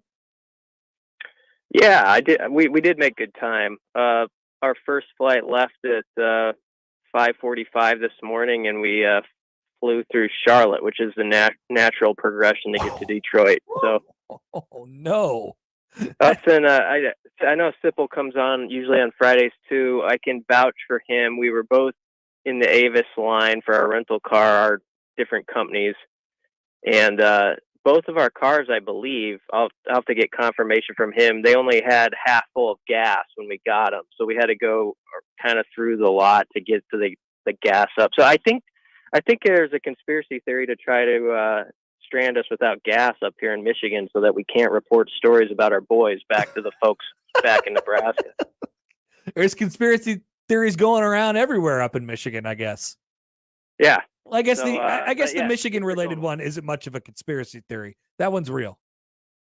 It sure seems so at this point, and I like how hard in the paint Ryan Walters is going too with it this week. That's kind of fun since they're playing them. So these are fun. These are interesting times in the Big Ten. All right, so we are. I assume we're all locked in for a nice, chilly fall, dark, cloudy 11 a.m. kickoff tomorrow morning, where there'll be about probably 35,000 people there. And is it a bring your own juice game, BC? Yeah, definitely. I like that phrase that it has carried on, and I think this is one of those. Especially against a team that's lost 6 in a row and could potentially start a true freshman quarterback. This is the type of deal where Captain Obvious says every week, like, yeah, you got to get off to a good start, really put them behind the 8 ball. But I think especially when you're dealing with a team that I think people have wondered, okay, are they about to check out of this season yet? Or the guys starting to think about the portal or what's next? And if you can maybe, have a good first scripted drive where you score on them and you get a 3 and out and you kind of establish it's going to be rough for them moving the football, you wonder what type of psyche Michigan State will have if they kind of get punched early. No, the thing with Michigan State is when you look at their track record in some of these games, they've actually played okay some weeks until the fourth quarter. I mean, they were ahead of Iowa by 3 until the final frame, and they were ahead of Rutgers by 3 touchdowns until the final frame. So they do have capable guys on a given week to stand up and beat Nebraska if Nebraska turns it over 3 or 4 times again. But if you can punch them hard and early, I sort of wonder how much fight they're going to have. Yeah, I agree. It's funny because I was sort of thinking about, that's like the defining thing in this game that I think where Nebraska sort of has an advantage. And it wasn't that long ago we were talking about, man, where's Nebraska's at? We always had to wonder where Nebraska is at from a mental side and what can we expect in this game. And it didn't take very long, but they seem to have sort of flipped that script over the last month. and now you're going up against a team obviously that's fallen on some hard times. Like it's interesting that we're going into this one, and while we might not be able to pick where Nebraska has an edge, schematically or X's and O's or talent wise, we do think and maybe we know that Nebraska has an edge in this one just from a confidence perspective. Yeah, I would say so. But you go back to a quote even from a couple weeks ago where Rule was talking about this Nebraska team has to fight for everything it gets. Like, he knows that they're not at that place yet where you can really be off by much and just expect things to go your way.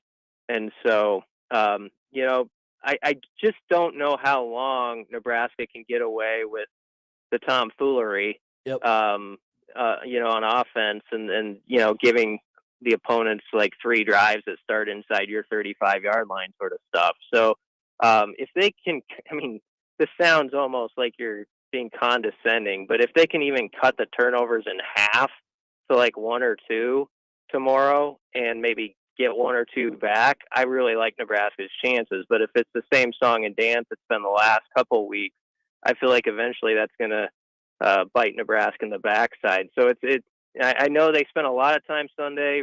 Rule talked about it. They went through the film on all the stuff with ball security and what can you do with it. I don't know what fixes there are necessarily. Some of it's, I think Harburg on certain plays needs to, if it's an extra foot you're going to gain by fighting for it.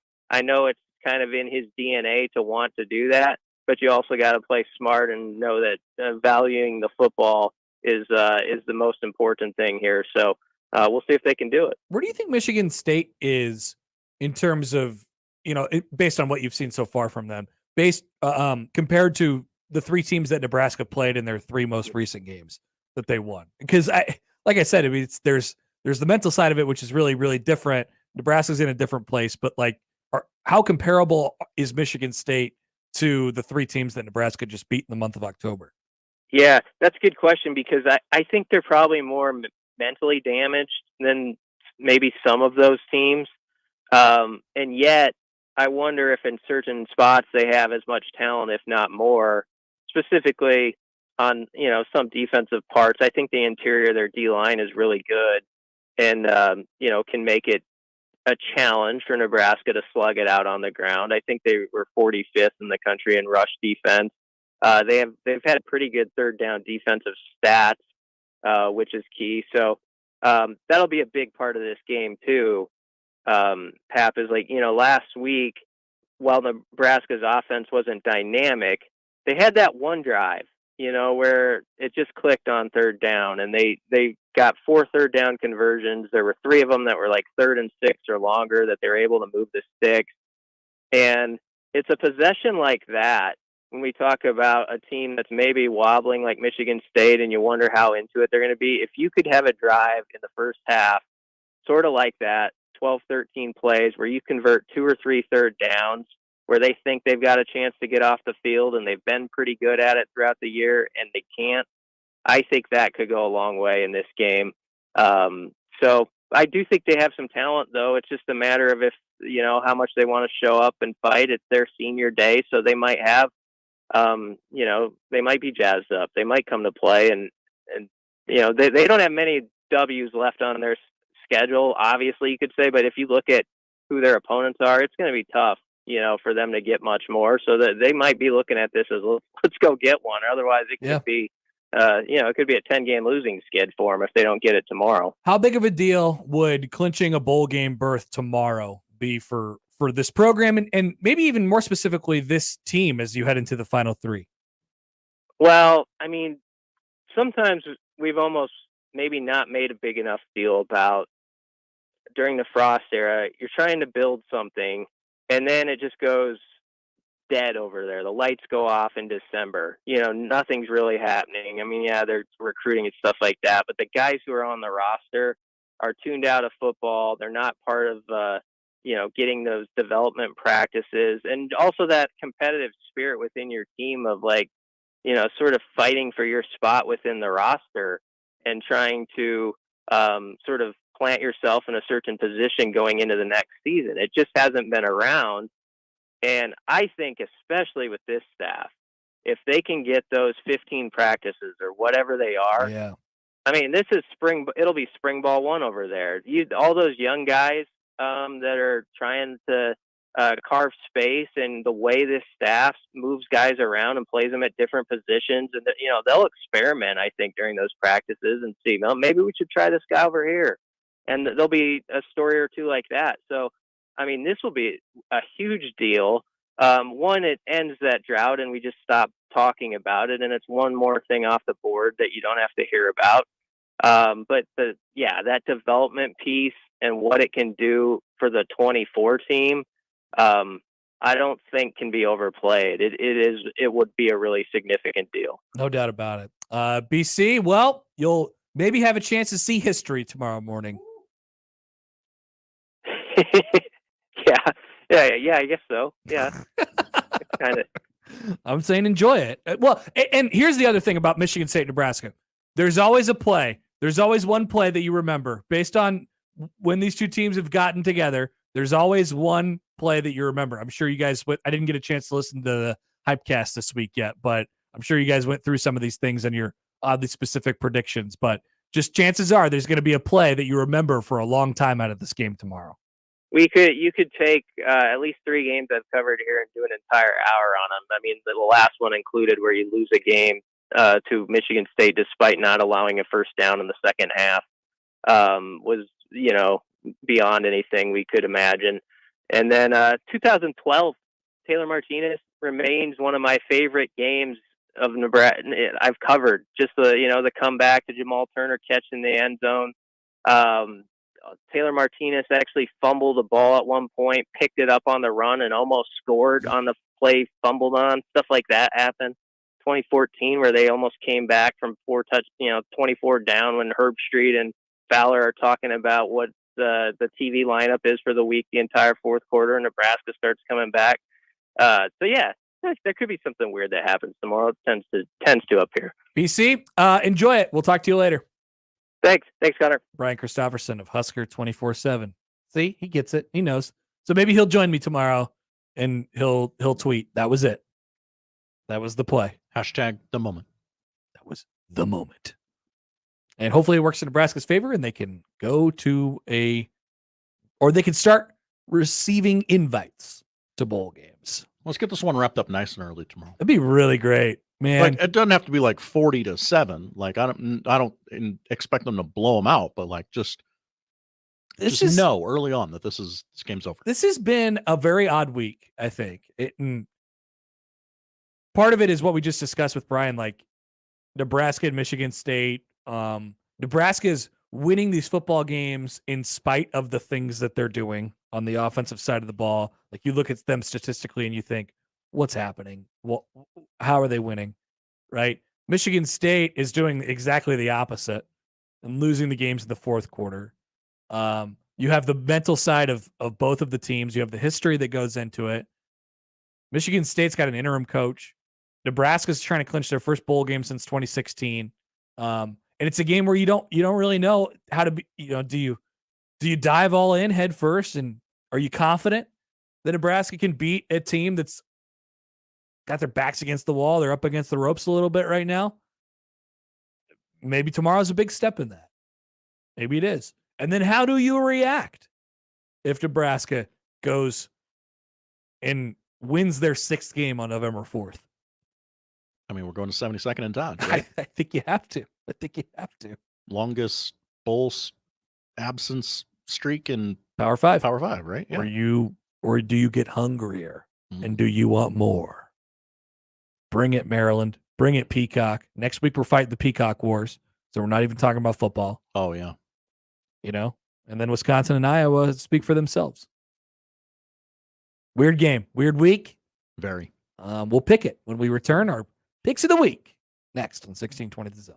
Previously on the crossover. Let me mow it for you. Hire me. Hire Nick. I don't know if I'll hire you, Nick. I'm really good at mowing. Wow. He's offering his services. Okay, fine. How much do you want to get him for charge cheap? me? I'm bad at this. I don't want to lowball myself. You're I also don't want canceled. Totally canceled. $50, Josh. Give me 50. For how many times? One time? Yes. Mornings with Sharp and Hanley. The Connor Happer Show. Unsportsmanlike conduct. 6A to 6P. 1620. The Zone. Your Omaha area forecast from Canoyer Garden Center and KETV Newswatch 7 on 1620 The Zone. A very pleasant afternoon in the works for your Friday. Mostly cloudy skies, warming up to a temperature in the low 60s. Partly cloudy overnight tomorrow morning, waking up to a temperature in the mid-30s. Small chance of a shower throughout the day, but mostly cloudy skies. Hitting a high temperature tomorrow in the upper 50s. I'm meteorologist Luke Vickery, KETV Newswatch 7. More with Connor and Josh after this. We're going to have an extensive professional relationship, my man. On 1620, The Zone. Our Cox mobile plans are like a band. The more people you add, the better it sounds. So, add more lines to save more. Pay as low as $30 per line when you add 4 or more gig unlimited lines. It's easy. I like the sound of that. Visit cox.com/mobile. 4 lines required for $30 per line. Price max of 5 lines. Prices exclude taxes, device activation, and other fees and charges, which are subject to change. Cox postpaid internet required. Other restrictions apply. It's the most time-honored tradition to start the weekend, grabbing a cold one from a local Nebraska brewery. Let's be real here. It's hot outside, and you don't want to drink the same boring beer as those Hawkeye fans. Drink icy cold, Nebraska-brewed beers, cider, or seltzers instead. Each week, we're putting the spotlight on a unique Nebraska brewery with One Beer Friday. Share your brew on social media with the hashtag One Beer Friday, and you'll be entered to win a $25 gift card to a local Nebraska brewery. Nebraska is the good life with great beer. Click nebraska.beer to learn more. Do you hear what we hear? Omaha Steaks has tons of jobs and hours. Right now, we're hiring for a variety of seasonal positions in our warehouses. Make this holiday extra jolly with a great employee discount on gourmet foods you can use all year long. To view available job openings and to apply online, go to omahasteaks.com/jobs or text steaks to 22633 to apply today. 'Tis the season to make some holiday cash at Omaha Steaks. It's obvious the unthinkable is happening. With all the recent media distractions, most folks never saw it coming. But a few did. Their guts told them something very wrong was going on. And now the headlines are proving them right. The people in charge keep telling you that everything's fine and to stop noticing. But you know better. Folks are investing in emergency food storage, and you should too. My Patriot Supply, the nation's largest emergency preparedness company, are the ones you can trust. Go to mypatriotsupply.com and secure their best-selling 3-month emergency food kits. Each contains tasty breakfasts, lunches, and dinners, averaging over 2,000 calories per day. Get at least one for each family member. My Patriot Supply also sells biomass stoves, off-grid room heaters for when the power goes out, gravity-powered water filters, heirloom seeds, and survival gear that may come in handy soon. Go to mypatriotsupply.com today. It's time to prepare for what's coming. mypatriotsupply.com. Hey, you. Yeah, you. This is your dentist. Do me a favor and feel the front of your teeth. How grimy are they? Ugh. It's time for a Crest Pro Health reality checkup. That grime is the buildup of plaque bacteria that can cause cavities in just months. You need to switch to Crest Pro Health. While most toothpaste stop working in minutes, Crest Pro Health's antibacterial fluoride protects for up to 12 hours to stop cavities before they start. So pick some up on the way home. Smile. Crest has you covered. Get ready to start the NFL week off right, because right now, all customers can get a no-sweat same-game parlay for Thursday Night Football. Hi, everybody. Gary Sharp along with Nick Hanley. All you have to do is you just have to place a 3-leg same-game parlay on the huge Week 9 Thursday night matchup between the Titans and the Steelers, and you'll get bonus bets back if you don't win, Nick. Yeah, NFL same-game parlays are the perfect way to combine your bets for a chance at a bigger payday. Whether you want to put Kenny Pickett in one of those same-game parlays or not, you can build your own, or you can choose from one of the popular same-game parlays pre-built for you in FanDuel's top-rated sportsbook app. Visit FanDuel.com, use the promo code ZONE, that's FanDuel.com/ZONE, so you don't miss out on your chance to get a no-sweat same-game parlay on America's #1 sportsbook.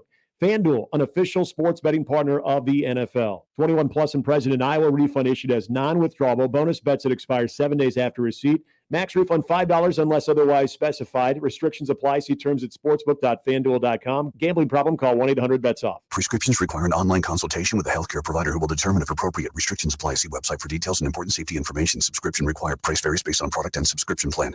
Hey guys, did you know there's a generic form of Viagra that works just the same, but is 95% cheaper? And you can get it online? Just go to hims.com/radio. Through Hims, you'll get a free medical consultation, discreet shipping if prescribed, a 100% online process, and trusted generic alternatives to the name brands at up to 95% off. That's right. Get generic for Viagra, the same active ingredient as brand name Viagra, but for 95% less. It's the same medication, still prescribed by a licensed medical provider, but with zero copay, no expensive appointments, and no awkward face-to-face conversations. To start your free online visit, you need to go to this exclusive address, hims.com/radio. That's hims.com/radio for your free online visit. HIMS.com/RADIO.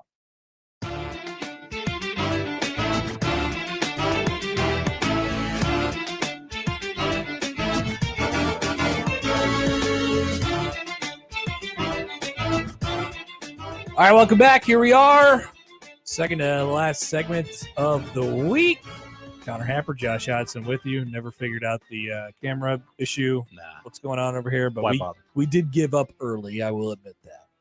Our picks for the weekend. Josh is coming off of a 3-4 week. Excuse me. Gosh. Yep. A loser. Loser. Jim Carrey. And I am coming off of a 4-3 week in which I felt great about my performance. I went 4-0 in 4-quarter pick'em. I had a couple other, just really close losses. Lost Ohio State by a hook. Bet on Purdue as the emotional hedge, because I thought Nebraska would win by one singular point. They ended up winning by more than that. They did. People forget. 17, in fact. And I chased Duke. But I did pick up a game on you, Josh, which puts our season standings at me 29-30-1 and you at 39-20-1. Oh. So I am 10 games behind you, but how many to play? Well, 6 or 7 each week for the remainder of the weeks. 4 more weeks. There's still time. Oh yeah. There's still time to blow it. That's for sure. Let's begin. I am aware. Let's begin, Josh. Okay. 11 a.m. tomorrow. We'll pick the Nebraska one last. Also at 11 a.m. tomorrow, number 23, Kansas State is at number 7, Texas, who's a 4.5-point favorite. 11 a.m. Big Noon Fox. Who's playing quarterback for Texas? The Longhorns. I don't know that we know that yet. Okay. Call me a sicko. I kind of like K-State here plus 4.5. It appears to still be Malik Murphy. Okay. Because that was a multiple week deal for Quinn. Josh, I was going to pick K-State as well. I'm with you. K-State's only allowed 3 points the last 2 weeks. I know it's against inferior competition. But we are getting into K-State season. Yes. It's almost K-State time. They do this a lot. They win games in November, and they especially perform well against teams that are perceived to have a gigantic talent gap, which Texas does on K-State. Give me K-State to cover the 4.5 points. Yeah. To lose by 4 or less, or potentially even win the game and knock Texas right on out of any college football playoff conversation. Get them right on out of there. Let's go, Cats. Number 12, Missouri. Speaking of old friends, is having a wonderful season. A wonderful season, Josh. They've only lost but 1 game. Wow. At number 2, Georgia. They've lost but 0 games. They're 15.5-point favorites, the Bulldogs are, between the hedges, 2:30 on CBS. I love what Missouri's done, and I think they've had a great year, and I think they're going to have a nice bowl trip somewhere southern, somewhere in Florida, probably. Florida. But they will lose this game. And as I said last week with Georgia, when you get Georgia's attention, as Missouri should have plenty of it because Missouri pushed them quite deep last year. And also they got that little number 12 by their name this year. Missouri's done a great job. They got it going. They got it figured out down there. They're going to lose by 3 touchdowns this week. Georgia. I echo literally every word of what you said. No Brock Bowers, no problem. Yeah, it's almost Georgia time. Exactly. It's like we got to start kicking it up. It's okay. It's November. We can't play with our food anymore. Let's go win a championship. It's like Tiger on Sundays. Yeah. It's like it's time for me to go now. It's in Athens. Maybe if it was somewhere else, we might have a conversation, but not this weekend. We're on the same side, both of the first 2 games. The final edition of Bedlam in Stillwater, Oklahoma on Saturday night when the number 9 Sooners traveled to Okie State, who's number 22 in the country. Sooners, 5.5-point favorites, 2:30 ABC like God intended. Remember when Oklahoma State lost to South Alabama and we all laughed at them? Yep. Well, they've been a lot better since then, Josh. They've figured out, hey, why don't we just run the ball? Why don't we just give the ball to this running back each and every play? And it's worked out quite well for them. Also, this game means a hell of a lot more to them than it does to the Sooners. Give me the Cowboys plus 5.5. Whatever you do, whichever side you bet the over as well. And maybe I'm not sure about that, Josh. Even Cowboys money line. Okay. I can get along with that. I don't know about the over, though. Both these teams score points. Sometimes. They've been a little bit known for their defenses a little more over the last year or two here. Josh, I'm going to take Oklahoma State plus 5.5 too, only because I think that's I hate betting on 5.5s or 4.5, so I wouldn't do that this weekend. I do not have them in my 4-quarter pick'em, as many people do, by the way. But I want to will this into existence. I need Mike Gundy to win the final edition of Bedlam. I need them to win it in Stillwater, sending Oklahoma off into the SEC with a huge middle finger on their way out. Yeah, you can't even beat us. Try winning the SEC next year. Not going to happen. Never going to happen. I love Oklahoma State, the sort of, underdog actor in this rivalry, right? The little brother, I guess, if you will.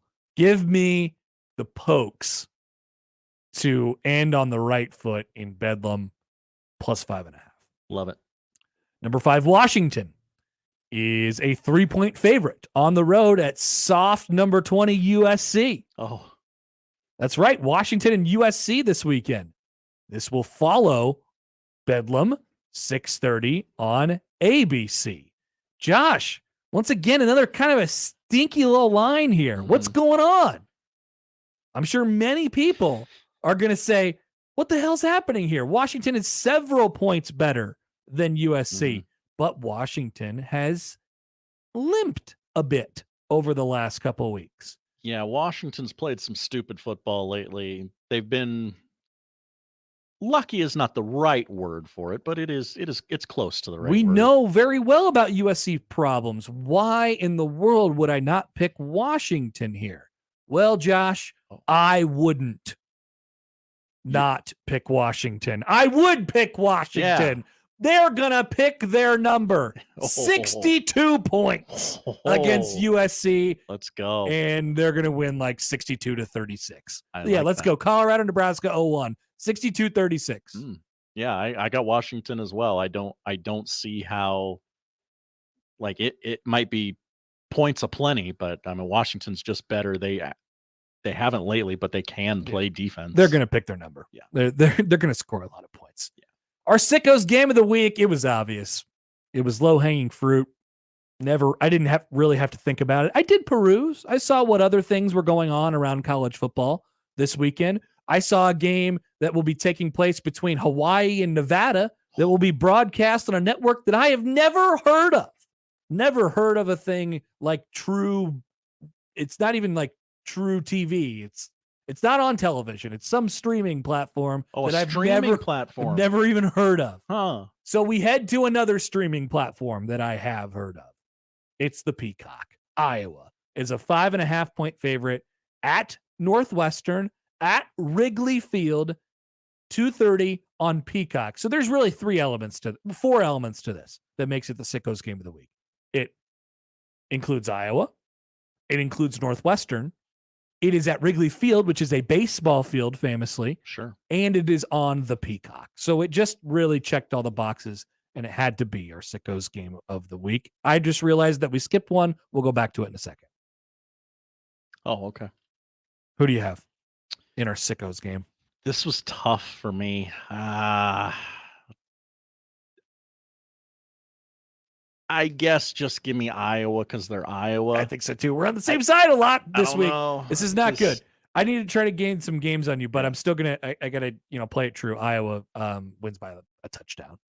Northwestern, they did show me something last week, but you're not going to do that to Iowa. Yeah, I don't think so. I think Iowa shuts it down defensively. They win 14-7 or something like that. We skipped LSU and Alabama. Number 14 LSU is at number 8 Alabama, who's a 3-point favorite. 6:45 CBS. Nick Saban's eye is bloodshot red. He has been yelling all week. He has his team's attention. LSU has bounced back from a questionable sort of start to their season. They're making a push for the SEC West, but it ends on Saturday night on CBS. 6:45 start, by the way. Bama wins and covers. If this was in Louisiana, we might be picking differently, but we're at Bryant-Denny on Saturday. Nick Saban's got this team playing the way he wants them to. Give me the Tide -3. And we finish at the Woodshed. Nebraska is a 3.5-point favorite at Michigan State, 11 a.m. on the FS1. There will be a memorable moment. It will happen.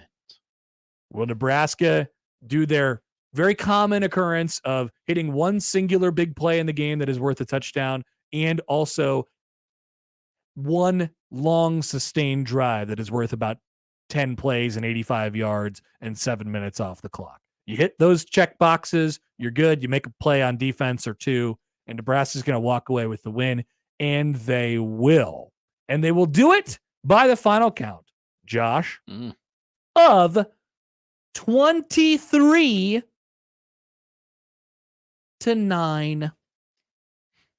What does yours say? 20-9. We do this every week. We do this every week. It's a lot of fun. I swear to God, I haven't seen your pick. 23-9. We both have Nebraska covering. Josh has 20-9. Either way, bet the farm. Michigan State scoring 9 on Saturday morning. We're going bowling. And the Big Red overreaction will be very celebratory. They'll be popping the corks in here between John and Gary. Yeah, that's right. Yep. Mm-hmm. John and Gary. No. Yeah, that's right. I'm sorry. Gary and somebody. Yeah, Gary John and Gary. John and Gary. They'll be popping bottles all night long. We'll take a break.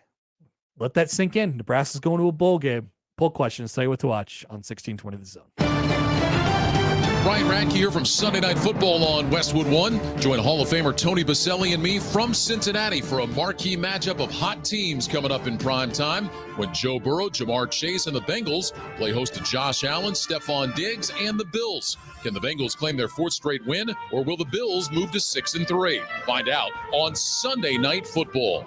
If it's the NFL, it's on 1620 The Zone. Final weekend. Well, hello there, my pretties. Want to make a happy Halloween even happier? Then check out the low prices during the Halloween sale at 42 Degrees. Be the cool ghoul and get great products like disposables and e-juice up to 50% off. Get super scary savings on Delta starting at just $4.99 with the frighteningly friendly, nightmarishly knowledgeable, and paranormally professional staff. The Halloween sale by your mom's haunted house. Restrictions apply. Products may contain nicotine. Nicotine is an addictive chemical. Hey there, fellow gluten-free enthusiasts. Get ready for a flavor-filled journey with O Cookie O's, your local creators of the inherently gluten-free, protein-packed cookie donut bakery. Imagine your favorite gluten-free goodies delivered right to your door. With the holidays around the corner, O Cookie O's is spicing things up with new flavors every week. And for a limited time, get $50 gift cards for just $25 at nrgomaha.halfoffdeals.com. Be the talk of the dessert table this Thanksgiving and Christmas with the gluten-free and vegan awesomeness from O Cookie O's. Husker fans, this year marks the 100th season of Memorial Stadium. You can preserve memories from this iconic stadium with a limited edition, fully licensed football for $119. The ball also features championship and stadium history, as well as a full panel panoramic color photo of Memorial Stadium. Only 5,000 footballs will be produced. To order, call 1-800-345-2868. That's 1-800-345-2868. Or visit NICOsports.com. That's NIKCOsports.com. Hey everyone, Josh Peterson here with Dr. Lance Kugler of Kugler Vision. You know, it's been 5.5 years since I had my procedure done at Kugler Vision. I remember going in for the eye analysis and finding out, hey, there's something other than LASIK. Well, I think it's important to have a full analysis of the eye so that you can make a good recommendation. A lot of the patients that we see have been told over the years, sometimes a long time ago or sometimes more recently, that there isn't an option for them. And I think that's just because they haven't had as in-depth of analysis as they need to know for sure what their options are. And I think one of the coolest things about that entire process was how comfortable I felt. And I know as I've talked to other people who had procedures done, they said the same thing, whether it was the consultation, whether it was the day of the procedure, all of those questions were answered. And like there was genuine care for me as an individual person. We all have the same goal. We want you to see as well as you possibly can. Schedule an eye analysis today, 402-558-2211, or you can visit their website, kuglervision.com. Life doesn't stop when cancer starts. After a diagnosis, treatment is vital. But for some, just getting there to appointments, chemo, or radiation is a major challenge. You can change that. Volunteer to give rides with the American Cancer Society Road to Recovery program. A few hours of your day could make a life-saving difference for someone with cancer. Visit cancer.org/drive to learn more. That's cancer.org/drive. What's holding you back from learning the language you've always wanted to know? Too hard. Takes too long. Not with Babbel. Babbel's lessons take just 15 minutes a day. 15 minutes isn't long. Nope. And they're fun. Fun isn't hard. Right. Babbel's interactive lessons, podcasts, games, and more make it fun and engaging, so you don't realize you're learning a language, but you are. And Babbel's lessons are built around real life. You can choose from topics like travel, business, relationships, and more. You'll learn what matters most to you. Plus, Babbel's lessons are designed to get you speaking right away. In 3 weeks, you're able to start having conversations. Just 3 weeks? Even better. Since Babbel's lessons are designed by language experts and voiced by real native speakers, you'll get the accents just right and be able to carry on conversations with confidence. Learning a language with Babbel doesn't take long. And with Babbel, it isn't hard. It's perfect. And now, try Babbel free at Babbel.com. That's Babbel.com. Babbel.com.